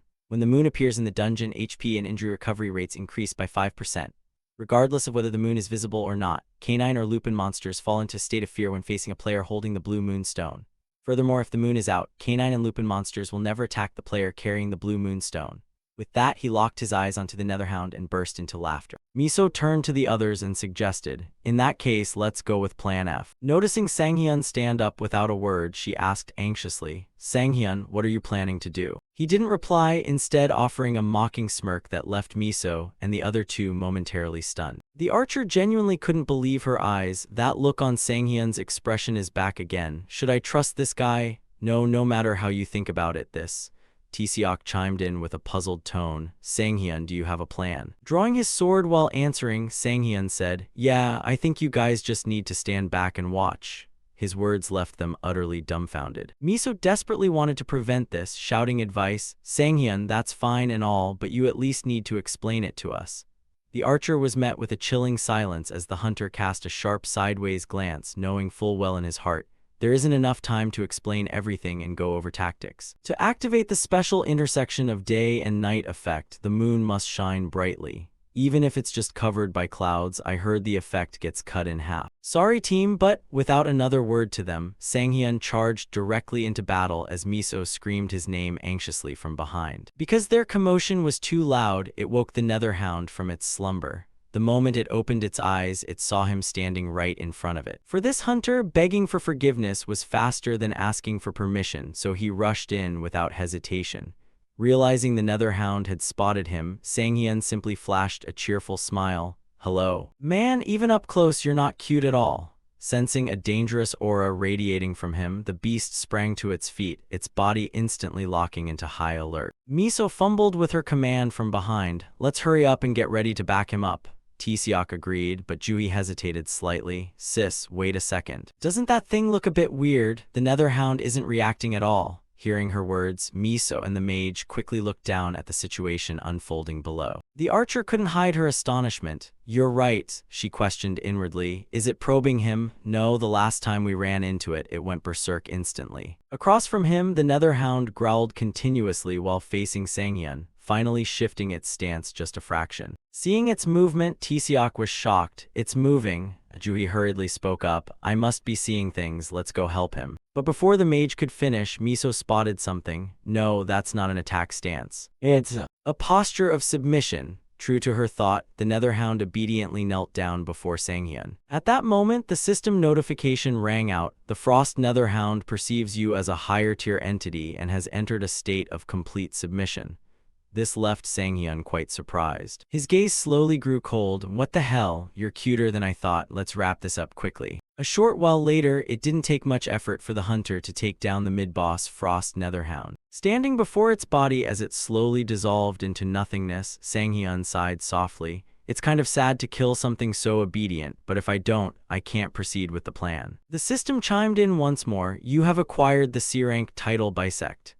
A system window popped up right beside Sang-hyun, detailing Bisect. Title Tier C allows the user to designate one skill and cut its cooldown time in half. Seeing this, the hunter slowly tapped on it. This should pair nicely with Recovery. Recovery can instantly wipe away all abnormal status effects. The other three members of the group quickly regrouped with him as Miso called out from a distance. Sang-hyun, hold on. Curious, he turned back to ask, what is it? No sooner had the words left his mouth than a spherical object materialized behind Sang-hyun. its blue light illuminating a vast area of the surroundings. Terrified, he whipped around to stare at it, his heart pounding. Crap, come to think of it, I guess we never discussed how we were going to split the loot, did we? I've been soloing for way too long, I made a massive mistake. Does she want to take this? While Sang-hyun was shaking with extreme fear, Miso called out to him in a low voice, making his heart sink even further. It couldn't possibly be, right? Contrary to his anxieties, the archer gently said,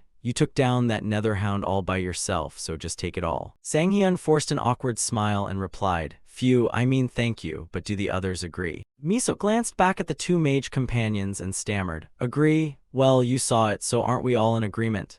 Looking back at the hunter, it was easy to spot the sheer enthusiasm Juhi and Taeseok had in pushing him to take the reward. Faced with the group's kindness, Sang-hyun felt genuinely sheepish. "Thank you, everyone." Inwardly, he plotted, "I really need to get into the habit of securing the loot situation beforehand." Having delivered what she wanted to say, Miso swiftly turned around. "All right, we'll head somewhere else, go ahead and do your usual thing." Her words left Sang-hyun a bit confused. "My usual thing? What do you mean?" Faced with his denseness, the archer explained, Every time you get a sacred relic. You always do that." Through Miso's words, Sang-hyun seemed to figure something out. He hurriedly questioned, "That thing? What do you mean?" Hearing him ask, the archer smiled softly. "Right, actually, I've known for a long time. Right after we finished the quest area. Back when I was getting ready to leave the quest area first. I turned around to see what you were up to. And I found out your secret, Sang-hyun." The more Miso spoke, the tighter his brows knitted, his heart growing heavy. So this day finally came. Damn it, a unique skill is basically a player's lifeline, and now it's been exposed. Sang-hyun tensely spoke up, "Ms. Kim Miso. My skill is," but before the hunter could finish, Miso cut him off. "Mr. Sang-hyun is just a player performing some kind of ritual. You get players like that every now and then, so don't be shy, go right ahead. If it were me, I'd keep that secret too."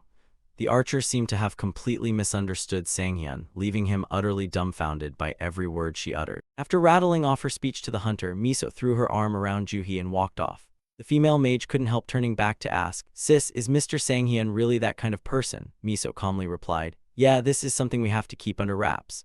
Watching the two beauties laboring under a massive misunderstanding about him, the hunter could only stand there frozen in place. Sang-hyun sighed inwardly. There seems to be a pretty huge misunderstanding here, but this is way better than having my real secret exposed. If my unique skill gets out, it's going to be a huge pain. Returning to business, Sang-hyun headed over to the Frost Heart to absorb it. This was a support item with a special freezing effect, harboring the extreme cold of the Frost Hell with a desire to freeze the entire world. A short while later, the party of four resumed their journey. Juhi was currently channeling her spatial magic. "All right, this is the last one." Miso stepped up beside her to cheer her on. "Great job, Juhi, we're only alive thanks to you." Sang-hyun strongly agreed with the archer's sentiment. "Yeah, it's all thanks to you, Juhi."